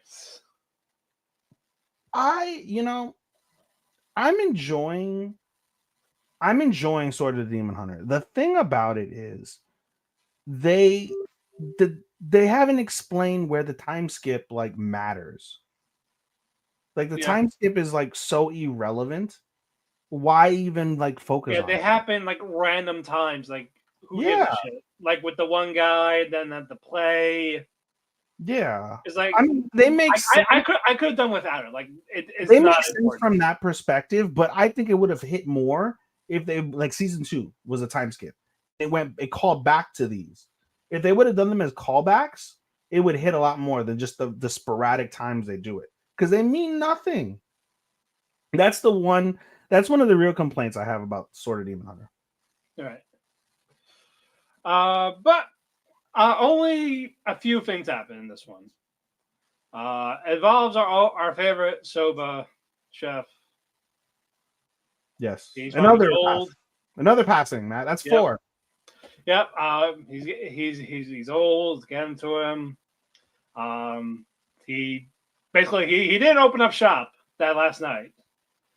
Nope. And then the next day, he's fresh as a daisy. Yep. He's like, hey, like I'm telling you, you can fuck my daughter, Jinya. Please. Nah, I'm good. She's like, just a friend. Yep. Get in Chitose. Sorry, Ofu get in friend zones. Facts. Yeah, but it was like, hey, this here I'll give you his last request. Let's have the 3 of you together. And that was a really nice picture. It was. That was really nice. No, I'm glad they did that for him. That was really nice. And then next day, passed away peacefully in his sleep of old age. Oh yeah, no, that we knew it was coming. Ofu was very sad too. That was very sad. Yeah, because like she's like, I tried so hard to make him like go away, don't be associated with me. I knew this was gonna happen, but he insisted. And that's what he talked about. He talked about like, listen, like you guys are gonna live a lot longer than me. You guys are gonna lose a lot more than I'll ever lose. And just bear in mind and keep the good times and the happy moments. Like, and remember if you get sad, think about that time you did cherish. Yeah, very real. No, that's something Junior definitely needed to hear because he's like, yeah, you got a daughter, you got this job, but you're still like lonely. It's not like you want people gone. Like this is your only purpose. And he mentions that because he didn't realize that he was lonely until now. Yeah. All this time, which is why he doesn't want Ofu because he still thinks about the Mikuhime. Even though they kind of technically had that closure in like that finale and a couple after. Yeah. Like he's still like he's not ready to like fully move on. I guess until he's done with the sister, he can't. Yeah, because in my head I'm also thinking like even though he took on the daughter because like he felt like he needed to, like it was important to do that, but I think he still shows hesitation in all of his relationships because of the fact that they're vulnerable to being attacked by demons. They're vulnerable to being exploited. Yeah, and his sister is still around, and she even said, "I'll kill everyone you love, and once all of humanity is gone, you're last." Yeah, it'll just be you and me. Yeah, and then we'll settle it then. Get the nice service, and who's that friend? Nosugi. Give me a moment. Zenji? Is it? Well, either way, one of the other people, one of the other samurais says, "Hey, I'm going to Kyoto. We're basically getting rid of this government. Fuck them." Oh no, it's Naosuji. It is Naosuji. Yeah, so it's like, "Hey, I'm going there. I need to. We got like this cover is getting corrupted. We got to do something about it. I don't care if I die. Mm-hmm. I'm a samurai. My wife's a samurai, even though she's also a harlot. He married a whore. Hey, let me be happy." Bro, But mystical pussy. and fucking as they are like walking, you see this big guy. I see him like carpet, like he's gonna do something. He's gonna do something. This fucking guy. Yes. Yeah. What's up, motherfuckers? Tsuchiura, yeah. Yeah. Tsuchiura, he's like, hey, I heard a clerk stole some files and is trying to go to Kyoto. I never do that. But I can't have that, so I gotta kill you. So Jinya fights the guy, so it's like a demon hunter type of thing. Yeah. Jinya really can't. He can't really cut him. Nope. In his human form, he can't do anything. The friend goes in front of Jinya and is like, hey, no, you're not killing him. You gotta go through me. The guy's like, okay. That's what I wanted in the first place. Yep. Like, you're what I wanted. And then as soon as Jinya, like, he out of desperation, emotion, he turned to his demon side to fight the other guy off. And then he's just like, all right, I'm leaving. What do you mean? I wanted the guy, not you. And he's gone. He ran off. But the damage is done. Yeah, I think that was the plan, to get him out there to go, oh my God, him? He's a demon. He's a freak. He is. Look at this fucking disgusting thing. Look at the creature. Look at the creature. Yeah, basically. So, yeah, I feel like that was just the plan, just to get him to come out like that. I'm coming out. So even the daughter is like, why you like that, Daddy? And he just fucks off. Yeah, it's the transmission. He went in the way of Goku. He did. He went in the way of Goku. Yep. Without being the deadbeat dad, we hope. Without being the deadbeat dad. There's no Piccolo here. No Piccolo here. Next up, Dr. Stone. I'm enjoying Dr. Stone. Is that bad? Basically, they found all the petrification devices, the Medusas. Yep. They all don't work. Nope. They're all like batteries dead type of thing. Yep. So their plan for this is to take it all apart. Yep. Dissect How did they do that, Matt? Smash. Detroit Smash. Yeah. Smashing them, separate them piece by piece. Because they don't have a Joel. Yep, they don't have any of that. And so basically, it's if we replace the battery source, it can work again. So what's the battery source, Matt? The diamond. Oh. But we can't make it. So the people at the base, yeah, they got to make it. So what do you got to do? Alcohol. There's alcohol. And a battery and a transistor. It's like that's it. Like that's it. Yeah, anyone could do it. I genuinely didn't realize that. They do everything so fast, and they do everything so crudely and simplistically. But the amount of work that's involved, I wish they would. They did it in season 1 perfectly, and season 2 they went away from it a little less, but they still did it a good amount. And then from season 3, it's just like, instant transmission. We acquired this. They just do like the sun up, sun down fucking transitions to show like days, and they only do it like 3-4 times. Like, in like 5 days, in 1 week, we managed to acquire fucking tires. No, we got rubber tires. No, that's not how it fucking works. But yeah, after various tries failing, they're like, no, these two copper wires like stuck together. The first one was hilarious when they blew themselves up. That was fucking fun. So like no, we weren't ready yet. Let's do more of these. There's too much, too little. Oh, that's why the copper wires are stuck together. Let's separate them. Yeah, the Goldilocks that bitch. Yep, and now it works. The jeweler inspects, like, these are diamonds. Diamonds are forever. So how they're gonna send them to where they are in the Amazon? Stay tuned for this week. Yeah, stay tuned for tomorrow. Stay tuned for tomorrow as we record. Yep. As we are recording. Yep. But yeah, not bad. Next one, this one we saw today, Shield Hero. Before we move on, is Stone in your 13? No. Okay. Yeah. But yeah, Rise of the Shield Hero, we saw this today. Is Shield Hero in your 13? No. Really? Well, we're watching vastly different things.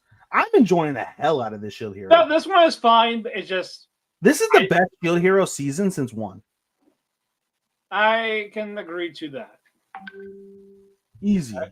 I can agree to that. If it sticks to Lennon, I will keep it. Even if it doesn't get the grade I want to give it. Sure. To keep it. Sure. But again, has to stick that Lennon.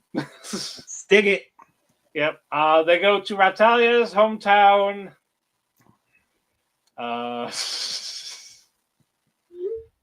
They're investigating. They're talking about, hey, no beast on beast crime. No human on human crime. No human on animal crime. No nothing. Yep, like what happens? The beast, the Debbie human beast, they won't get in trouble, but the tamer might. Mm-hmm. In this case, it would be nothing because he's technically a slave owner, a harem owner, lolicon, whatever you want to call Nafumi. All the above. All of them. All of the above. He's all of these things. He's a badass degenerate. And then you get this fucking one guy simping first and, hey, pretty ladies. But, he'll be important later. What? What is he, Motoharo? Is literally the quote. He'll be important later. But indeed. But they just ignore him. Like, he's just a drunk pervert. They feel like they're being followed, so they disappear. And we're like, hey, no, I come in peace. Come in peace. I'm peace. Come in peace. Bro, so side quest for 2 seconds. I watched the Cody and Becky podcast. Yeah. And there's a place apparently like in like the Midwest, like a similar to like a gas station, and it's called Come On Me or come on, I think it's Come On Me or Come Me or whatever. KUM. And so every time I've always come and go. Come and go. Yes, it was come and go. Thank you. Yeah. Come and go. KUM and go. And every time Becky would say come and go, come and come and go, come and go, Cody's just like immaturely like just giggling. Yep. I believe it. But yeah, the man's name is Luminous. He's like, hey, we need help. The guy that's running this country, you're Raptalia's hometown. We need help. You gotta stop. We want to make you the empress. Yeah, Raptalia. Like, sure. But that's a good political marriage. I guess. So they hear them out. It's like, hey, Raptalia, wear that outfit. Put that outfit on. But then I won't be in disguise. Fuck it, do it. Put it on for me. You're gonna put it on. You're gonna like it. Yeah, baby. Yeah, baby. And of course, wouldn't you love to fuck someone in a Miku outfit? I would. Probably, yeah. Yeah, whoever you want to fuck, but as long as they're in the Miku outfit, I'd love to fuck a woman in the Miku outfit. Yeah, they look good in it, sure. I mean, it's hard not to look good in a Miku outfit. Still, depends on if they look good or not. All right, well, I'm just saying. Yeah. I would. They do that, they're getting ready, and this emperor, whatever his name is, it's a bull, right? It's a bear. It's a bear. Yeah, we don't have his name. Who gives a fuck? Yeah, he's powerful because he has the faith of all the supporters of this cult. They pray for him. There's a barrier. Nafumi and his crew, they get kind of nerfed until the red baby dragon is now the barrier. They get the powers back. I tell you, there's a slash to this furry. Furry goes down. Yippee. All hail the new empress. The boat comes. The lollies are hugging Nafumi. Atla goes, hey, who says you can hug him first? You fucking slut. Get out. I hate Atla. Atla's one of those characters I don't give a fuck about. It's like, get out, you fucking hussy. I don't hate her like bitch Chan or anything, but I just don't like Atla. She can be, she's a little annoying. She's annoying as fuck, bro. She's good to have on the team, but just calm down a little. Bro, now we have our five. We have Super Furry with all forms 1, 2, 3, and 4. We don't need her no more. We got Tony the Tiger. We got Tony the Tiger. We don't need this bitch no more. So it's like, all right, fuck, I'll buy the cereal. Damn. Hey, Tony. They're great. They're great. She's great. Yeah. Then the blacksmith goes like, oh, the pervert was my master. Hey. They leave him as he falls. He's on the ground and pain. I guess. Yeah, because fucking Atla fucking pressure pointed his ass. Good. He's a pervert. Bro. He's a creep. Yeah, he went from Raptalia to fucking Shamu, and now he's hitting on the little girls. Or only presenting women. Even though Atla's like only what, like 12, 10, 13, maybe? Atla? Yeah, she's like 10. I mean, I guess she's older because she's a tiger. So 10 in tiger years may mean she's like 80. Let's see. 10 or 11, yeah. Bro! He's a child pervert! Yeah.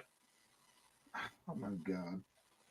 So why she first on a 20-year-old? Goddamn. At least Raptalia is what, 16?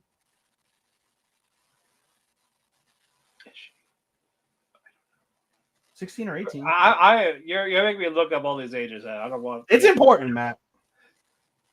I want to know what initial age is 10. Post level age is 18 to 20. Good. I can say perfect things about her. Okay. I was like, my God. Yeah. All of you. Bro, I better not see no fucking 50-year-old fat hairy man fucking cosplaying as Atla. I have yet to see an Atla cosplay. Good. Actually, I have not seen any Shield heroes in general. I wonder why. My friend does want to do now for me, but I have not seen anyone do any of these characters at all. Can you imagine some hot, slutty OnlyFans bitch doing bitch? Oh, yeah, 100%. They 100% would. Boy, I'm not even going to deny it would happen. That book fits the sleeve, don't it? Exactly. The shoe fits. Next up, Cuckoos. Love fighting with Erica and I. Yeah, Sean, this is a billion times better than fucking than Rag. Fight me. Fight me. I don't like either of them. I don't like either of them either, but if I had to choose the lesser of the two evils, I'm choosing Cuckoos. I'm still choosing either. Gun to head, Matt. What do you choose? These are both not my 13, by the way. Nor is it in mine. Yeah, basically, I snuck in. They have a little thing of Erica, like, hey, you have political matters. Do you have anything in common after? No. Then why are you with him? Why does it matter? She's not wrong. And it's like, and Erica's like, okay, fine. He confessed to you, and you have this whole love play thing. Do you know it's going to work? What happens here? What happens in this age or this age? It's like, you know what? Let's fight. You skipped the panty scene. I don't give a fuck about the panties. Panty scene was nice.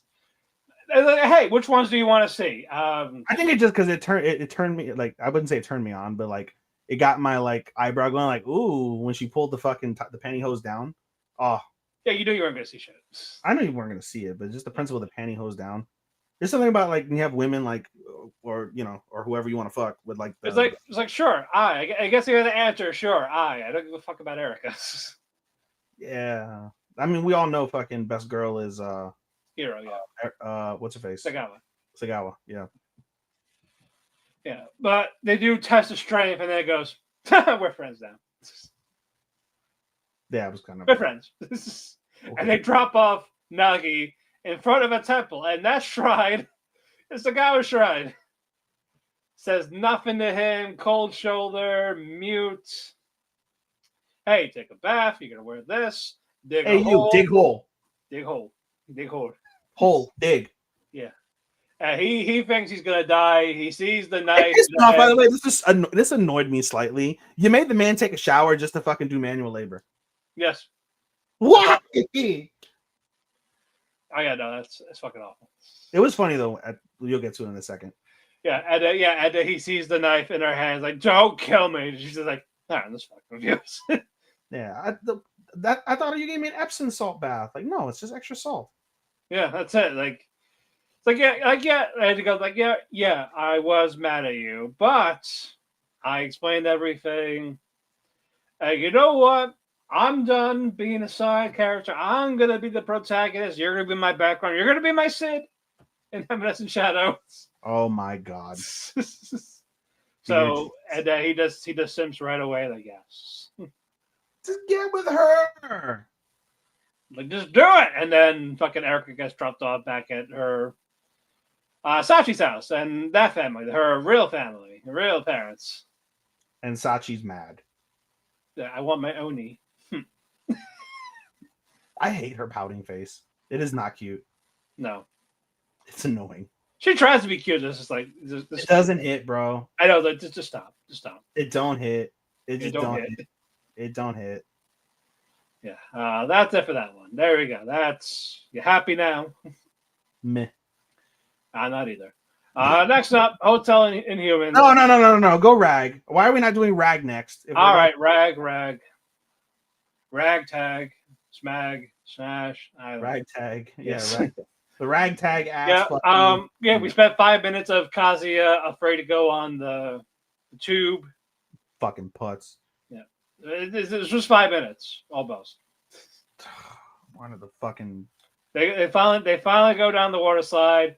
Chizuru's top falls off. Kazuya finds it while also having a panic attack, having an orgy. He's chubbed up again. We're not there yet. We're not there yet. I don't think it's gonna happen next week. I think they're saving that bitch for like the penultimate. I'm pretty confident they're gonna do that bitch in like the penultimate. What bitch? The scene that we're waiting for. I think it's gonna be in the penultimate. You can't blue ball me like this forever. Bro, it's a little dick tickle. No, I want a fucking chortle, damn it. Oh, but yeah, that she was starting to ask about did something happen, between him and Ruka. But since she doesn't ask him, did you fuck her? Because she said you guys fucked. Yeah, no, yeah, she's a liar. Okay.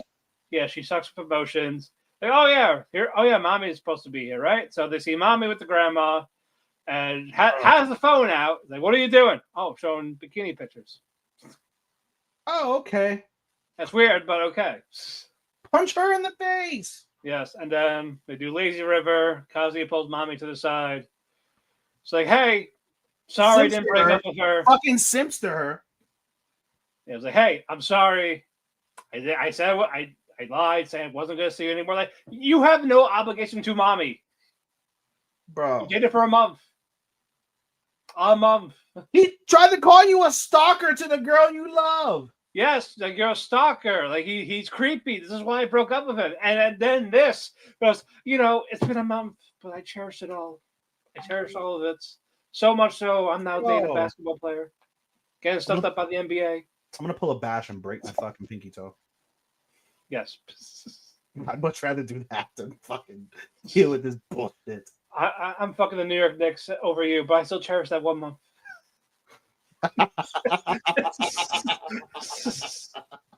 That couch meme? I'm in there, but I think of you that whole month. I think of that 1 month when I'm getting railed by Black Dick. I'm dead. Fuck my Black.com. Girl of the week. Snowbuddy of the week. Bobby. Oh dear Jesus. No. But she's like, no, I'm not gonna tell your grandma what kind of monster do you think I am. You're a liar. She's a liar. You're a fighting bitch. Of course you're a fucking monster. I told you in the chat, and I mean this. We've gotten minimal Minnie, and we've gotten no Sumi. Yeah. We need Sumi. What is Sumi doing? Hanging out. Just living. Yeah, she's only like after credits now. Oh my god. And Sean is laughing in the chat. She got demoted to after credits. You son of a bitch. You should be on this fucking you should be on this segment. No, if we ever close with Rag, I kind of want him on it. Oh no, we already said when the scene happens, that's a 4-way. Sumi isn't important. Sumi's the best fucking girl because she's not fucking twisted. She's okay with her emotions. She's not a bitch. She's not psycho. She's not obsessive.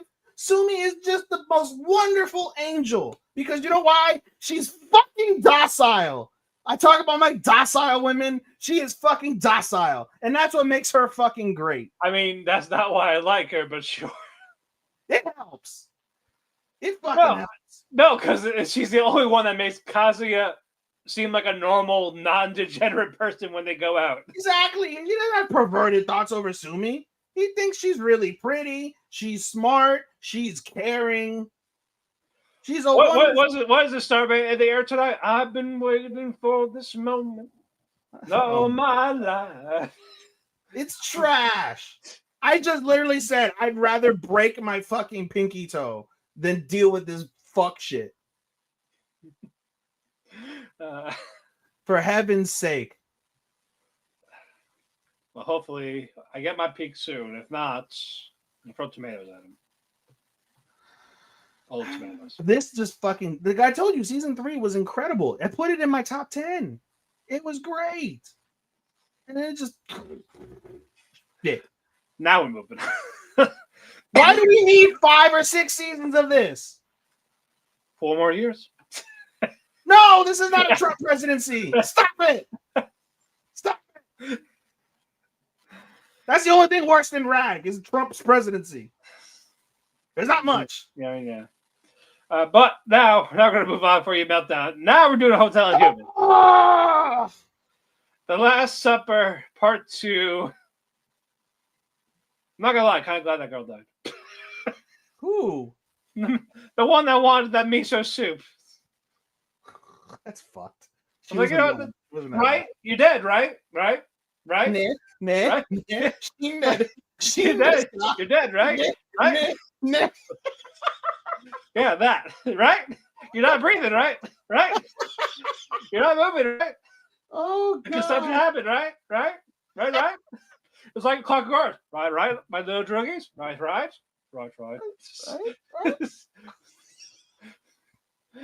Yeah, so Sarah is fighting the Double Fang assassin that is here to kill Ringo. Ringo stars. Pete? Nah? Yes. Pete? Right? He's here to kill you, right? Right? Yeah. You got the ingredient for the miso soup, right? Right? This is annoying me.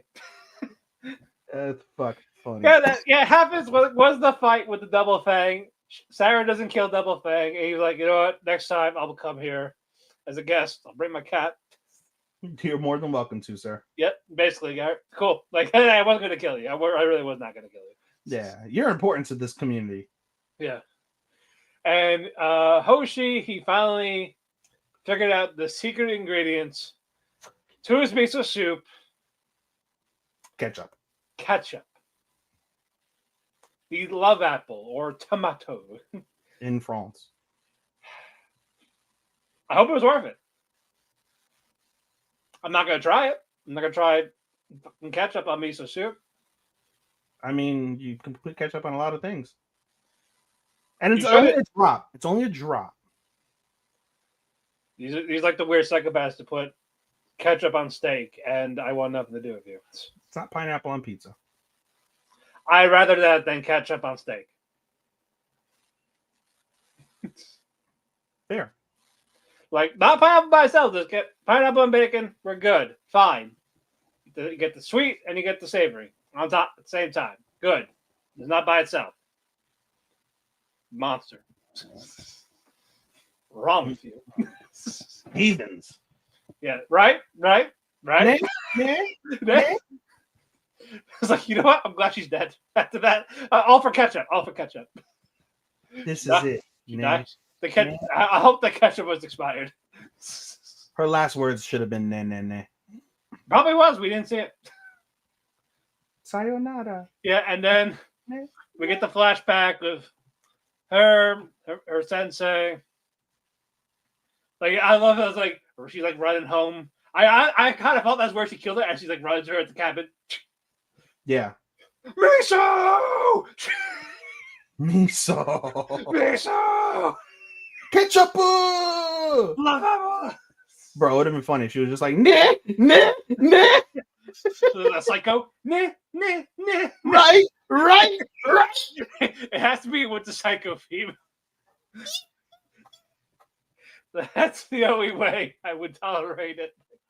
Oh my god. Yeah, she's dead. They bought the mountain, so they got the view of their grave sites. She stole the money to buy a fucking mountain. How much money did this woman steal?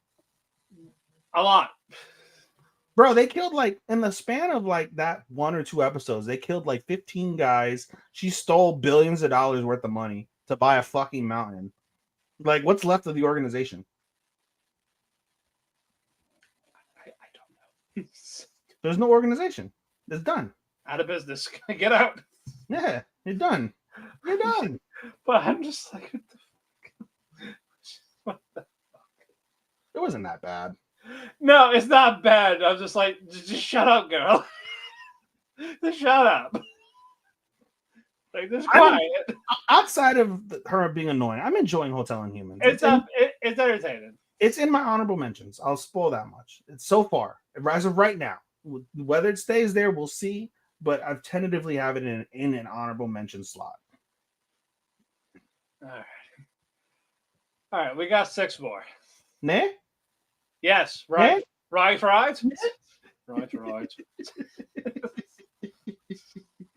So, Georgie boy, what's with the plan? Right. Right, P.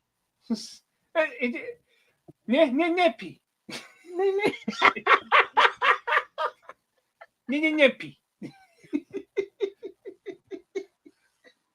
Moving on, Kaiju 8. A great episode. Yeah, Shinomiya's father is now consumed by Kaiju 9. Yep. The daughter, Kikuru, in denial. And unconscious. Yep, gets knocked out. Yep. He's trying like, hey, this regeneration, if it ain't working, I need time away to do this to happen. I'm gonna go. Then Kauka's like, no, you ain't going anywhere. They tried to say, oh, okay, so how about we kill these civilians and then you leave me alone? Nah? So, right? Which one are you gonna go after first? You're gonna kill me or you're gonna save people, right? Yeah. You save them, I get to fly. You gotta do the face too, Matt. You gotta do the face. Nah? Yeah. It's like one of those fucking porcelain dolls. Yeah. Bro, that's some like horror. They should make a horror movie out of that shit. Imagine that's how you heard Annabelle. She has to be like a living, moving porcelain doll. Yes, bro. Holy fuck! I'd be down for that. Like some voodoo type shit. Bro, you know how much hate it would get if that's like one of the few things. Every time she said like, "Oh, what a beautiful scene," and she's cutting somebody, right? Yeah. Right. Enough of that. You hear the crackle of the fucking doll. Pretty much. Number 9 escapes. Again, goes to Kikuru. Bro, what's left of number 9? Yes. He's literally just spine. He's like I'm gonna go. I'm gonna go regenerate. In spine. He's lost both legs, both arms. Yeah. He's chest, leg, and spine because he can obviously still move his core. Right. And we find out more about Kafka. Like, the more he does this, the more it'll consume him. Be a full-on kaiju. Like, he won't be human anymore. Yeah. Like, a piece of his hand now is like just full kaiju. Yep. It looks like a fucking disgusting scab. And he wears a glove over it. Yep. Again, goes to Kikuru's like, hey, look, I know your dad's dead, but basically snap the fuck out of it. You want to get him back? You want to help him? Train his heart. Train like you never trained before, basically. You have 1 month. Yeah. Like, you have until I finish this game. If you're not on my level or close to it or beat these people, I'm not training you anymore. Facts. It's true. Like, fine. That's fair. Yeah. He's number 1 for a reason. Yep. And then again goes to Kafka, like, hey, look, I need you. Like, I need your power, type of thing. Like, I'll give a fuck about what happens to you. Yeah, I'll kill you once you turn into a full kaiju. But you're like, for this to happen, like, to get him back there for all this, like, I need your power. Yeah, I don't give a fuck about what your ideals are, what your goal is, but in order to beat Kaiju 9, I need you. And you're not going to say no because you feel the same that I feel. Yep. Okay. Yep. But the episode ends with Hoshino. He's visiting a facility. It's the same facility that Shinomiya was in, and then after he died, they showed the facility to what's it called, to the bald guy who's like the lieutenant, whatever the fuck he is, to Eiji. Yeah. And then I don't know, they didn't explain how Hoshino got fucking access to it. I think the vice captain. I think they do. Like captain, vice captains type of thing. Oh, so I thought it was just like the directors that only knew that, or he's probably given permission, especially with given circumstances. Well, they fought him, so it makes sense, I guess, that they delivered him to the facility. Yeah. So I guess that I guess that makes sense. Yeah, but he's here to see Kaiju 10. Sean said 9 is a beast. Is a beast. I know. I made my prediction. It stands. For those who don't know Starman's prediction, basically he's predicting that 9 is a Muzan character. Once they beat 9, then the show's over. I don't think so, Sean. I think once they beat 9, it'll kind of be maybe like a solo leveling, where there's got to be somebody or something making these kaiju, and I think that's who they're gonna fight, like the creator of all kaiju god. I think he is the main antagonist, Kaiju 9. Oh, is he? Yep. Okay, well then fuck my prediction. Down the shitter it goes. Yep. Okay, well then you're right. There you go. Congrats. There you go. Rent a Girlfriend still sucks. As if it was a no, I wasn't gonna say who it is. Like no, he is. Shinomiya is getting upgrade to Adventure Dad. Oh, you know she is. You know she's getting an upgrade, bro. You know. Yeah. Oh, no. They'll probably take the Kaiju. Realistically, they'll probably take Kaiju 10 and maybe turn like a piece of that into like Shinomiya's new weapon. Or it goes into Hoshino, because Hoshino is the one saying it. But Hoshino already has a weapon. You could be Oh no, he just has the Kaiju power, like his latent powers Kaiju-esque. Yeah. Just like I guess all the other ones. Okay. Because they all have special weapons. He's not like merged with it or anything like that. Yeah, they're not Kaiju grade weapons. No.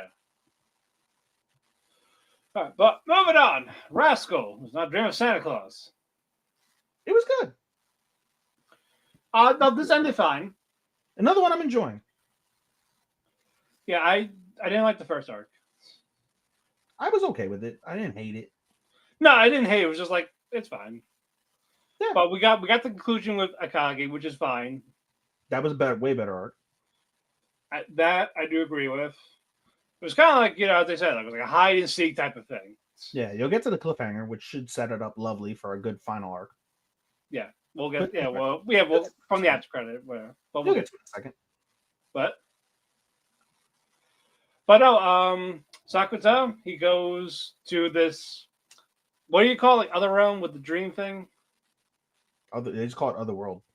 Yeah, goes to the other world, and he finds that world's Ikumi. Mm-hmm. I gotta try to figure out basically what her deal is, type of thing. Like why, what do you feel bad about? As the world she hasn't been seen. The fact that she hasn't done anything when Sakuta basically had this puberty syndrome, mental breakdown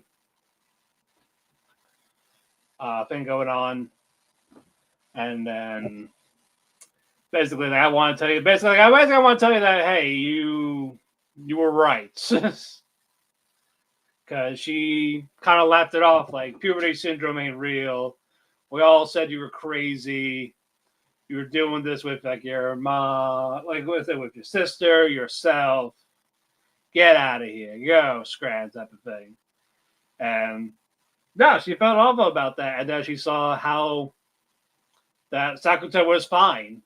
When she saw him during the college celebrations.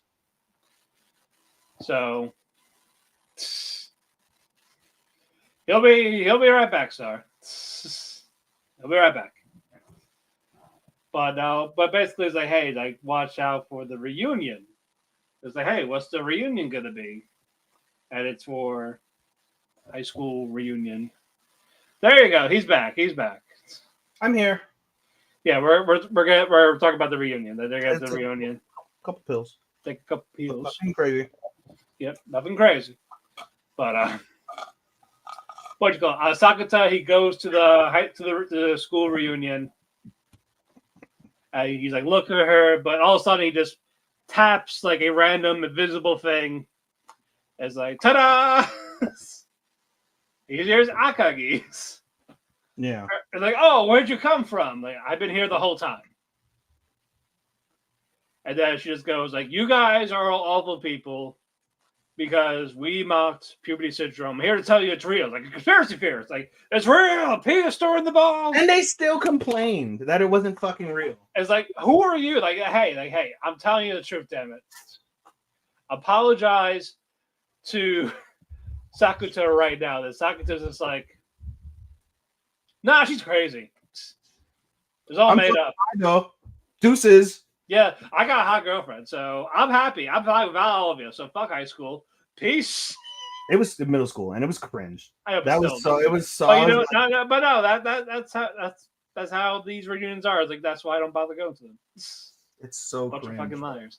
My school has never had a reunion. We hit our. They planned one, but I was like, I ain't fucking going.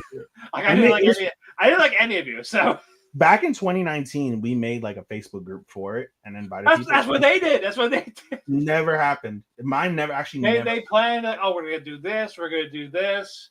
Then like as soon as like 3 people backed out, like, no, never mind. Nah, dude. I was like, I was never gonna go.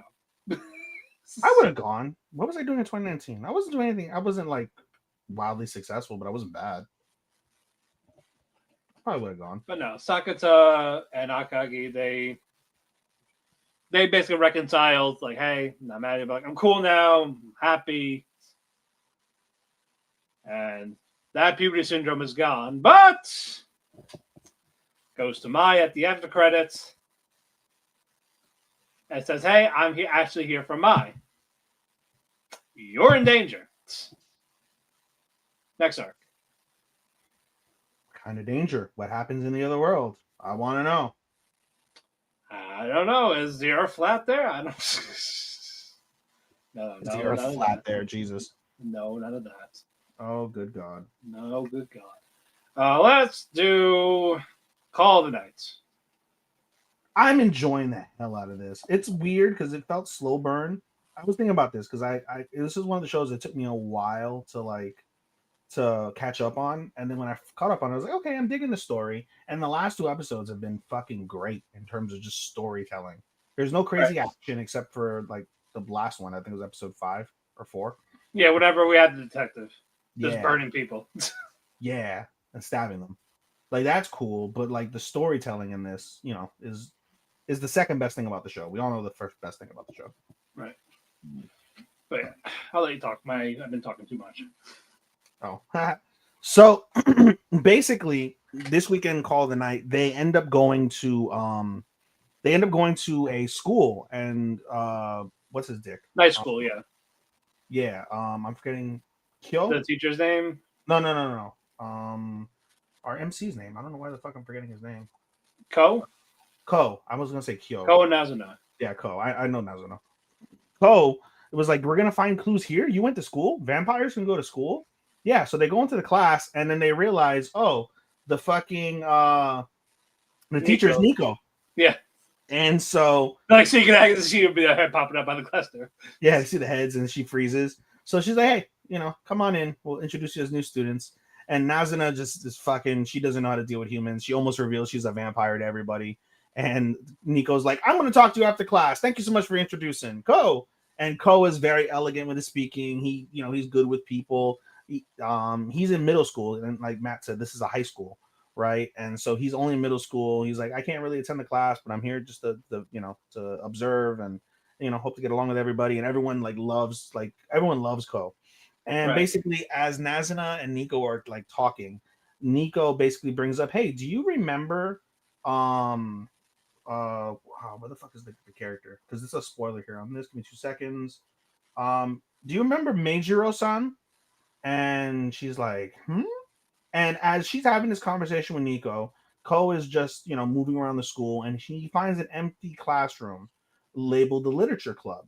And there's a book that's at the center of the table. He opens the book, and it's a collection of stories. And he goes to a page that's been bookmarked, and he starts reading the page that's been bookmarked, and it's a pretty good story. And then he freezes because Nazuna's name is in the book.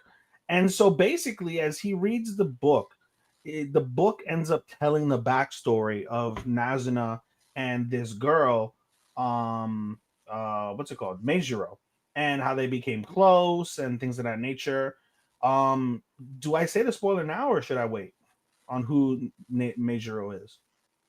You can say it now. So basically, you can tell when you look at the character design and like the face, you can tell that Meijiro is the detective. She's Anko. So and the spoiler is basically Meijiro is her actual name. She goes kind of like by a side name. Her who we know her as the detective, Anko Ugisu. And so we see them get together. They they have a good, like, funny, friendship type thing. You can also tell that Meijiro slash Anko, she likes Nazuna in like a more than friend way. And that's how Nico describes her. Nico describes Meijiro as the first person that Nazuna wanted to turn in her life.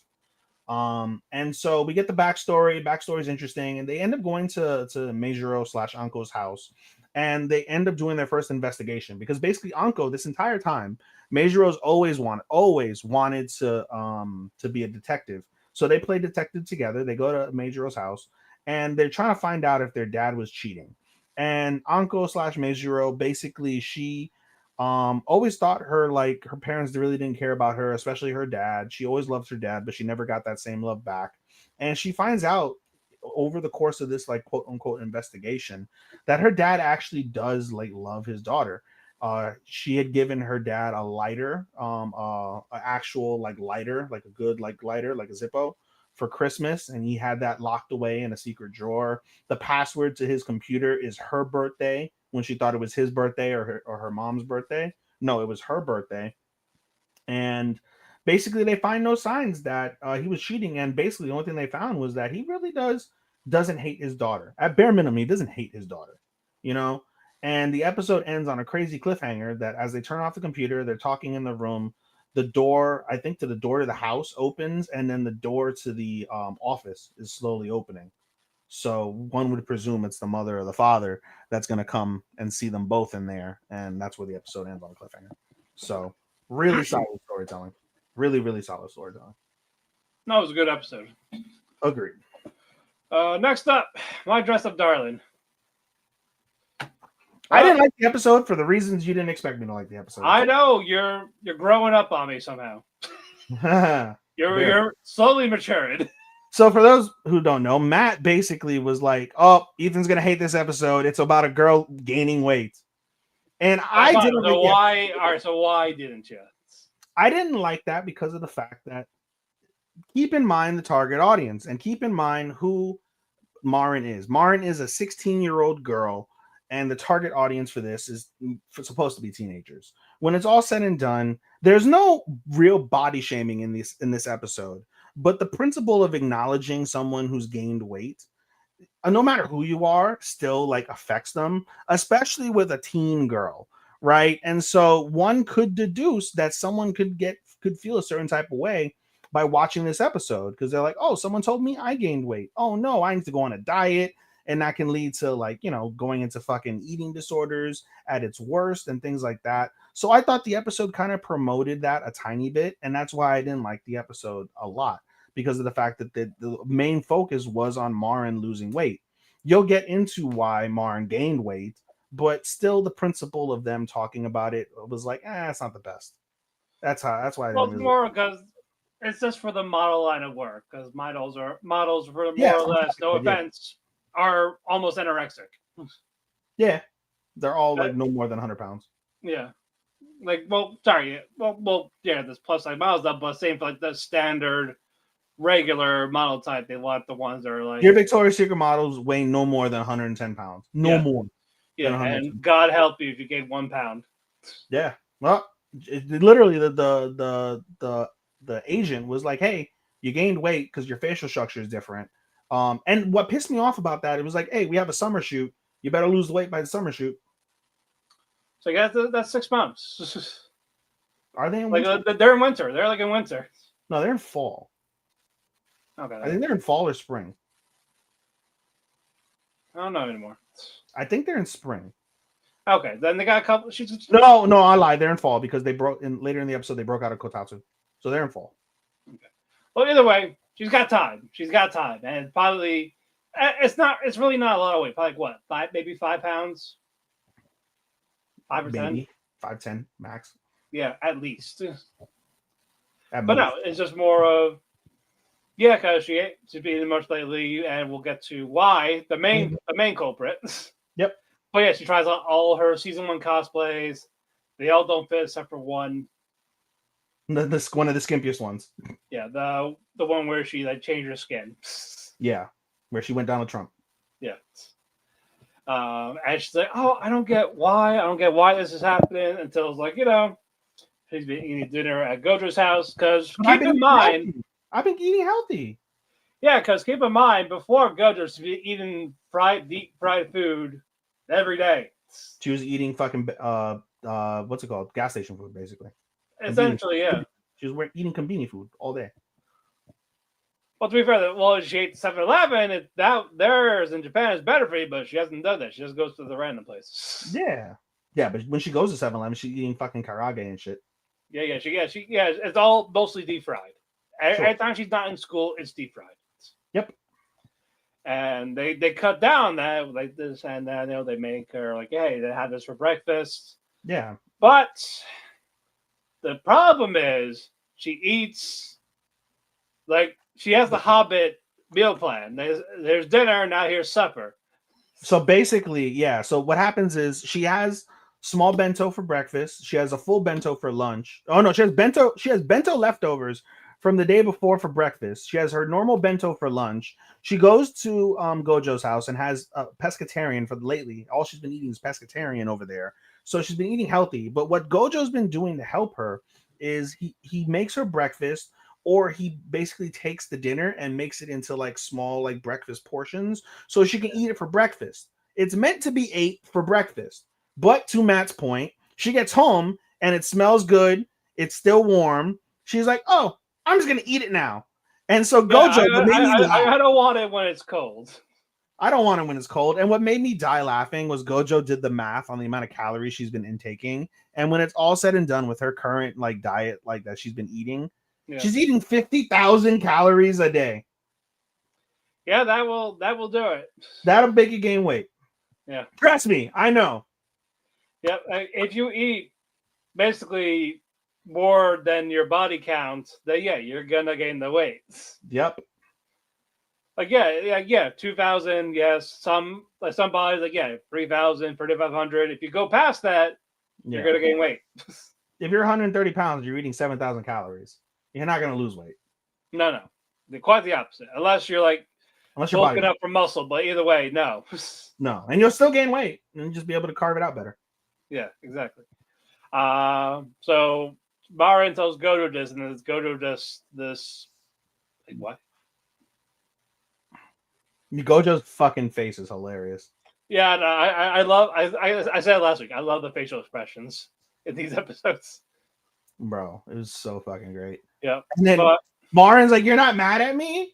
And then like she sees Gojo's disappointed face, and she's like, "Oh no." It's like, could you just not do that? Yeah, like let's not eat my leftovers as soon as you get home and you're unattended. Yeah.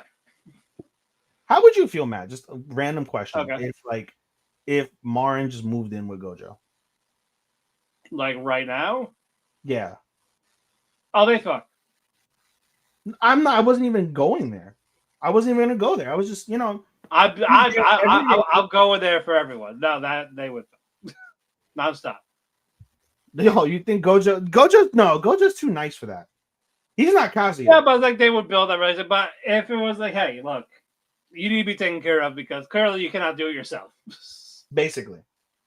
When you're sick, I have to go over there. You come over every night for breakfast. You come over, or so you come over every night for dinner. Yeah, just come over. Yeah, no, just come over in the morning. Just before, like, hey, before we walk to school together, have breakfast together, and then we can.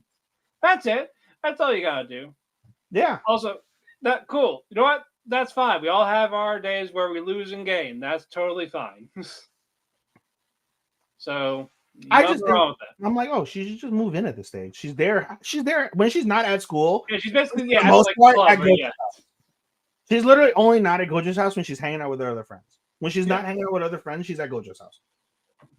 Right. And there goes my snap bottle. But yeah, the other half of this is basically Marin finally bought the camera she's wanted. She got that M-type camera because Marin, my name's Marin, it's the M.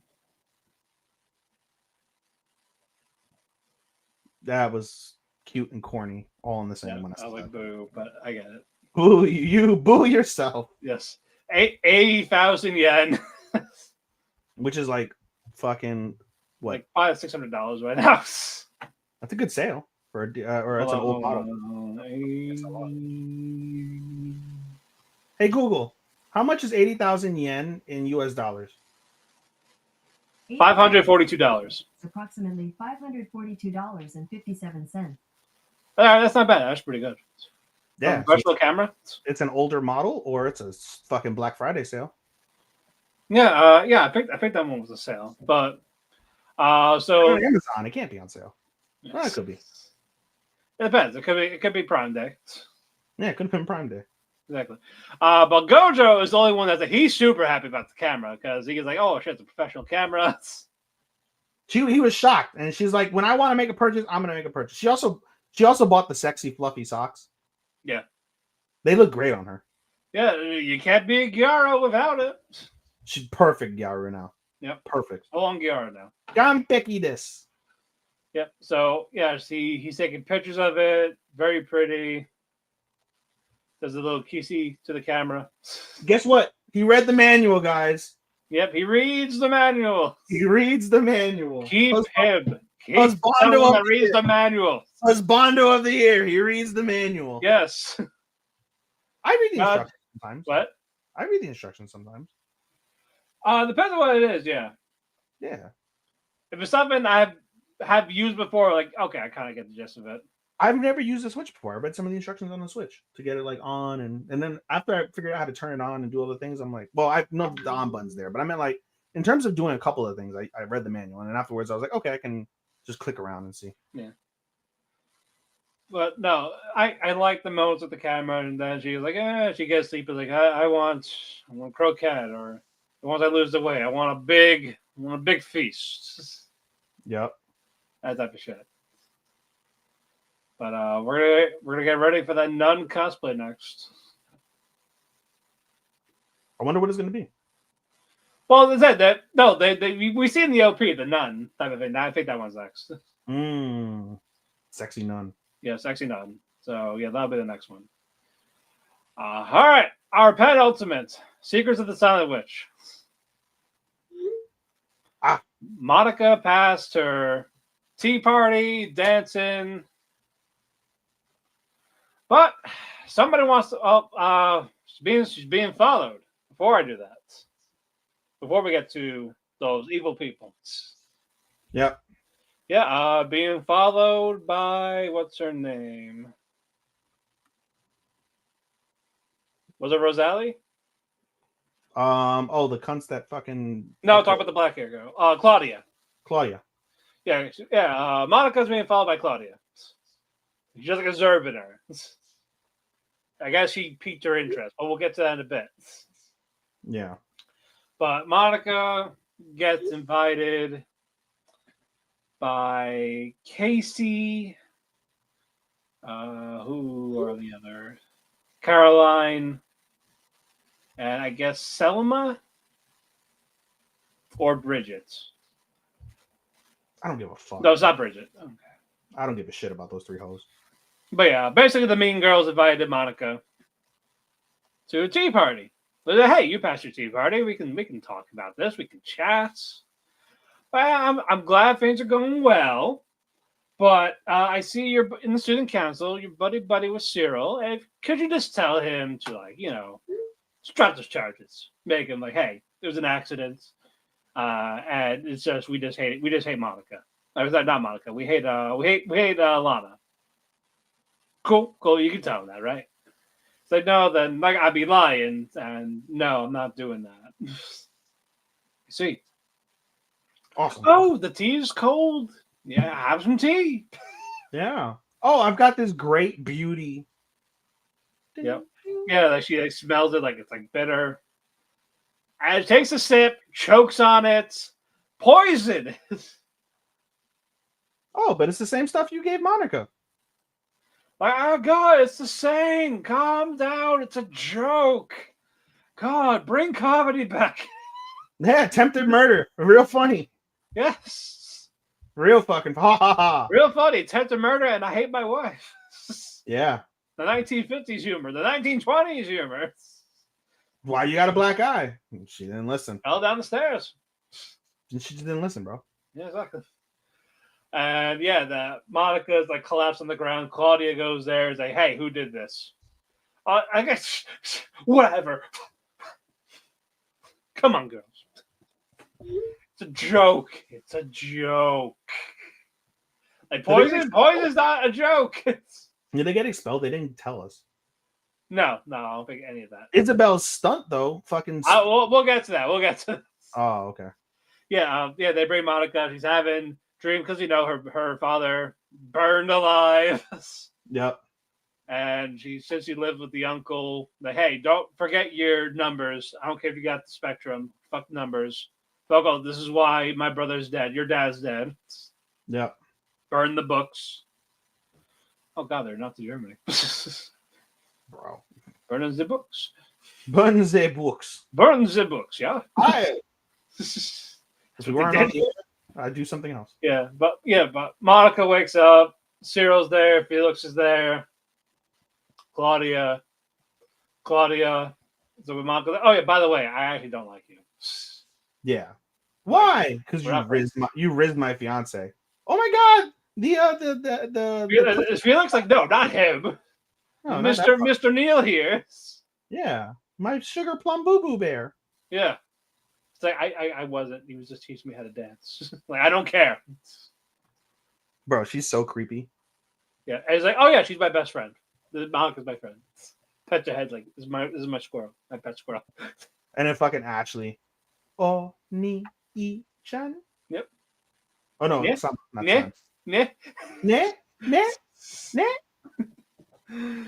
But Monica is feeling better. But here's where we get the good shit. The mean girls are sitting down. Here comes Chris Hansen. I mean Felix. They want to take a seat. Chris Hansen. Oh my God. Oh, take a seat. Take a seat right over there. Like, what are you doing here? It's a joke. Poison. It's a joke. And then here comes Isabel, who's going to teach him how to be a real villainess. Yes. And like, hey, you know what? I'll talk to Dad. Like, hey, I'm sure it's no big deal. Have some tea. I skipped the part because this is where I was like, oh, drop. Yeah. It's like, oh yeah, by the way, it's all with the same vein you gave Monica. Yeah, but this is supposed to be healing properties. Like, yeah, like beauty, like that's what you said, right? Yeah. Drink it. And then, Isabel she drinks it like a champ. Like, see? You drink it. Yeah. Go on. Do it. It was probably, they didn't mention this, but I bet you, like, if they do it in the next episode, it wouldn't shock me. It's like some placebo shit. Oh, probably. Because it's all mind games. Yep. And fucking, as Caroline drinks it, she's like choking. Like, oh, you psychopath. I would be like, you too. You both of you. Drink. No, I would be like, no, you ain't leaving this table till you drink. So basically, she just went amateurs with the villainous shit. Yeah. Don't bully Monica. I bully Monica.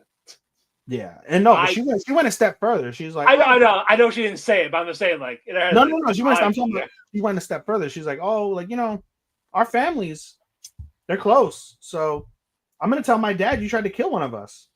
I was like, How's yeah, that gonna and go? you're gonna ruin that treaty. People are gonna like no longer be alliance of us. Yeah, so you're gonna rely on the guards, and you live far away. It's gonna be a shame. If you guys get attacked by a dragon, it'll take a while for them to get there. Who knows if you'll be alive? But Yep. it's your fault because you tried to kill one of us. So yeah, so tough shit. don't ever do that again. And word of this spreads like wildfire. Yep. And of course, Isabel takes care of Monica for a week. Which is cute. Yeah, and then it goes back to being a villainess. I love it. I fucking love Isabel. Like, I love it! This is such a fun show. Yep. I like this a lot. Where I have it right now, I'm not going to tell you where. It's in the top 10. I hope I can put it higher. Yeah, me too. I hope I can put it higher. Actually, you know what? I am going to put it one higher.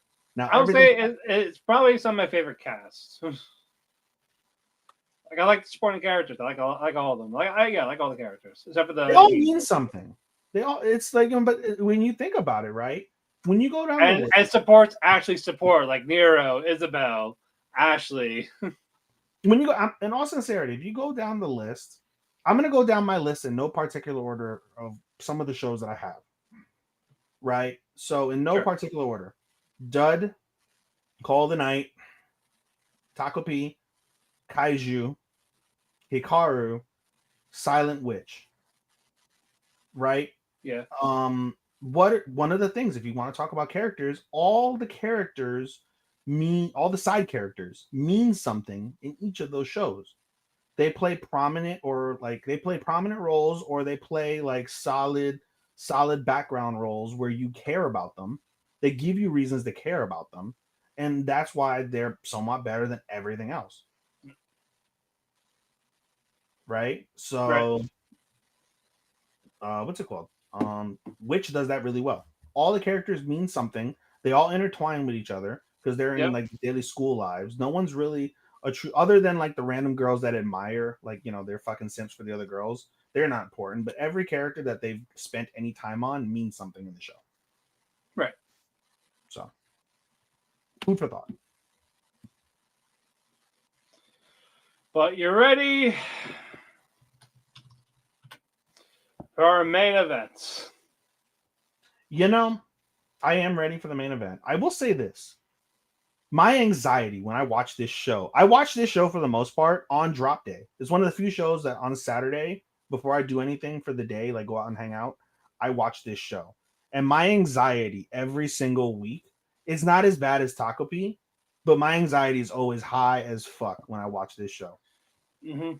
It's like the show. I try to save this for last when I'm trying to like fully catch up on something, depending on the show. If it's something like this, it's last. It's last. For me, that's Kaiju and Call of the Night. I'm sorry. That's Kaiju and Call of the Night for me. Those are my last ones. Hikaru is one of the ones I get out the way first because of how it makes me feel. It's the show that like I don't enjoy watching this show from the standpoint of it like creeps me out and I get high anxiety, but I can't turn away. I gotta see what happens. Outside of the throwing from last week, that was gross. I didn't need. But what's crazy about this, that everything Yoshiki was doing, like, the call like to dad and all that, like the letters. Yeah. That last final day, it made it seem like he was going to unalive after this. I thought that too. I thought he was going to Jisatsu himself. Yeah, because it's basically just Yoshiki spend the day with Hikaru. They skipped school. They didn't go to the choir. Yep. Left a note for dad or a voicemail, like note for the family, voicemail for dad. Yeah. And like whatever Hikaru wanted to do, Yoshiki was going to do it. Yep. It's like, hey, I'd never seen the ocean. I would like to go to the beach, type of thing. Yeah.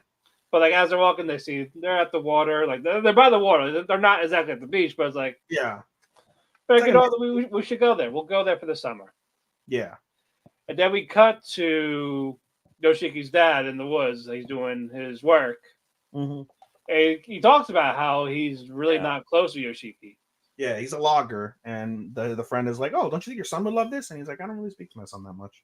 It's complicated." Yeah, because He's a closet gay. Do you think that's the reason? Yoshiki is, yes. That No, I know Yoshiki is. I'm saying, do you think that's the reason why his dad don't talk to him? I would not put it past me. Because remember when they were when Hikaru was alive, younger, they were talking about this kid got shunned because he liked men type of thing. But that made it Did? like What was that talked about? I missed that. that was like in the earlier episode. It was like episode 3. Like kids are hanging out by the river. Like what happened to this one kid? It's like turns out he was gay. Like gross because I kids don't were recall hated. that. I don't recall that. Yeah, it's right around there. That must have been. Yeah, I'll look for the still image of it of where that happened. Okay. But Yeah, I must have not. but yeah, it was stuff like that. Like, and what Yoshiki talked about is how he brought it up is kind of like the uncomfortable feeling type of thing. Like, oh, if I came out, then that's gonna happen to me type of thing. Sure. I think that's the feeling. I feel like that's part of it. Like, yeah, he knows, doesn't want to talk about it. And I was like, no, I don't love him the same, but I don't hate him. Yeah, I can't look in the same light. I just don't know if come around to it. I don't know if he's gonna talk to me, or it's just, hey, this is old school. I don't support it. I can't. I'm sorry. Yeah. So I'll keep my distance from you, that type of thing. At least he's not wishing him death or calling Not him. yet. Unless he's fully out, then We're not calling him the F word. no. But In any or case, going on the other side. But Hikaru, Yoshiki, they go to Yoshiki's house. Yep. Hang on the bed. They're like, hey, the girl sent us the clip from the choir. So Yeah. Yoshiki is as Hikaru is watching it. Yeah. Yoshiki is slowly going towards it. Has something behind his back. He goes into his bag and gets something, puts it behind his back. Like a fucking butcher knife. That's a kitchen knife, not even A kitchen knife, sorry. And then he got a fucking kitchen knife. And he stabbed Hikaru. And he just goes, I knew it. You can't die. Yeah. Hikaru coughs up blood. He's bleeding on the bed, but nothing. He doesn't tilt over. He's not like fucking convulsing of death. Yeah, he's just shocked. He's just shocked. Like, why? Like, I thought we were having fun type of thing. Yeah. He's like, you tried to kill me. He's like, you can't die. Like, what's the point? Just kill me instead. Like, there's like basically without Hikaru here, like, what's the point of living type of thing? Just kill me instead. Romeo and Juliet shit. Yeah, and then Hikaru, he's not mad. Is that what you want? Nah. Yeah. So he just goes like, you know what? So he goes in himself. He rips out a part of himself. It's like a bone. Yeah, it's like, well, now I don't have the power to kill anyone. Like I can't. No, he didn't say that. He said that I ripped out half of me. It'll be harder for me to kill somebody. Yeah, so like I really can't. Like basically, he nerfed himself. He nerfed himself. Yeah. That way, you make sure like whatever happened last week with the other girl, like, hey, she knows too much type of thing. Like, it ain't gonna happen mean much though, because I mean, in theory, if he like just leaves it out on the table, can he just be like, scoop? I don't know. I don't know how this creature's thing body works. Creature. But I'm just like, holy shit, that was. Yeah, it was raw. But eventually, I calmed down. And I was like, I gotta clear this blood because hey, the kids, time to eat. Bring your boyfriend. Yeah. Like, ah, shit. And then, as the episode ends, we cut to this for those who are watching live. Yep. It's a good way we can transition into both, I suppose. Yeah, right? pretty much. Yeah. Hikaru is still slowly, deliberately eating away at Yoshiki. Yeah. That's just wild. And you can see Yoshiki's like little mark or whatever is slowly growing too. Yeah. I want to know what that is. I'm sure they'll explain it. I have one complaint, by the way. Can I give you my one complaint? Sure. Where's this fucking like demon hunter? He's like he was around in episode. Oh, Tanaka? Yeah, he just fucked off. They haven't even teased that he's working on something to try and find him. He's not talking to like the woman. He's not talking to the woman who knows Yoshiki's like problem. Basically, like he's not going around the town. He's not observing like anything. He's not going into the woods where they had that creature thing that like fucking Hikaru ate. Nothing. He didn't go in the mountains where it was to try and find any origins. Like they hinted that he's there. They hinted at what he does. They showed him briefly in episode, I think it was episode 4 or 5, where he's like, yeah, you know what? Sitting around here playing with my hamster isn't going to work on something. I have an idea. And fucking that's he probably left town to look for something. Like, I'll be back type of thing. Because they were basically just telling him, oh, there's nothing here. Like, why are you here? Then show that. He hasn't shown up in like 2 full episodes, and was barely in the episode before that. That's my one complaint so far about the show, is that they brought the guy in, and they've done nothing to allude to Hikaru. Like, Hikaru right now, outside of him nerfing himself, has been completely unchecked. Not to mention, you didn't mention something else in this episode that happened at the very beginning. After Hikaru almost ate the girl, whose name I'm forgetting. The girl with the hearing. I got the name. Asako. After he tried to eat Asako, the next day, or the next time that Asako sees her friend Yuki's able to come and say, hey, and she's like, oh, where did you come from? I'm normally able to hear you. So not only did Hikaru almost kill her, but it seems that he nerfed her power. At least that's what they alluded to. Yeah. So he's unchecked, except for him nerfing himself. And then there's no hint of the private eye or the fucking demon hunter, or whatever the fuck he is, doing anything. My one complaint of the show so far. Like I said, I'm sure we'll see him again. I'm sure, but hopefully it's before the end of the season. Oh no, there's only 1 season. Yeah. There's only 1 season. Right, yeah, so unless they make more, which I hope they do. How many volumes? How many volumes right now? No, the show, I think that it's over, ain't it? Manga's still going. Manga's still going? Yeah. Oh, they're gonna extend this bitch then. Hopefully. Then hopefully, if we're lucky, if we don't see this man at some point for the remainder of the season do something about Hikaru, it loses at least a quarter, maybe a half a star for me. Because they made him so pivotal and didn't do shit. What's that? We got 6 episodes left. So, do we? Sorry, 5. We got 5 left. I thought it was a 12. No, yeah, it's a 12. Sorry. A 12. No, that's it. We still got time. Okay. So we'll see what happens with that. But closing thoughts before we get out of here. I gave them to you earlier. Just there's so many good things. It's so hard. It is very hard. My 3 through 9, 3 through 11. I don't know where they're going to end up. I'm pretty confident in my top 5. I'll say that much. I'm confident in the top 5. Where they end up, not sure. 6 through 11, I'm confident. Well, 6 through 10, for sure, I'm confident. Where they land, I don't know. And 11 through 13 is interchangeable. We'll see what sticks and what doesn't stick. That's off of like my my mid-season picks. Right. So good shit though. I'm glad to be back. I don't know if I'll be back next week, but I'm going to. I'm gonna aim for it. We'll see. But with that, the cafe is closed. Thank you all so much that joined us live on YouTube, Facebook. Yeah. Whether it's on the Otalku Cafe or Dirty Radio, we'll get to all that in a minute.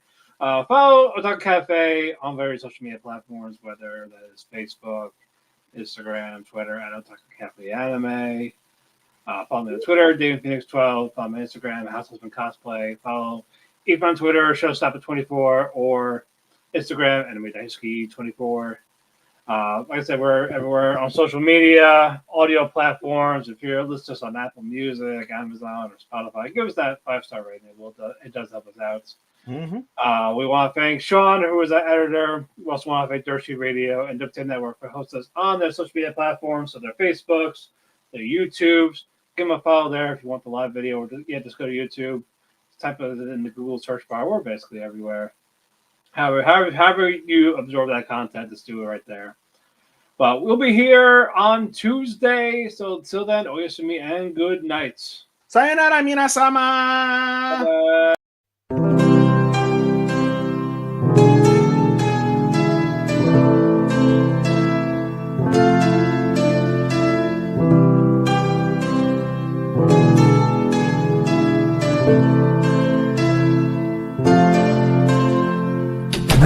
the sun goes to sleep, I find myself in a heap because it hurts so much to be away from you. It makes my day when I get a text from you. But still I say goodbye again. Let's hope this isn't the last time that I see your face. But hey, it's fine. I know everybody needs a little space. There's no one to blame. Goodbye again. Let's hope this isn't the last time that I hear your voice. But it's your choice. I can't keep you here forever. Just promise me that you'll come back.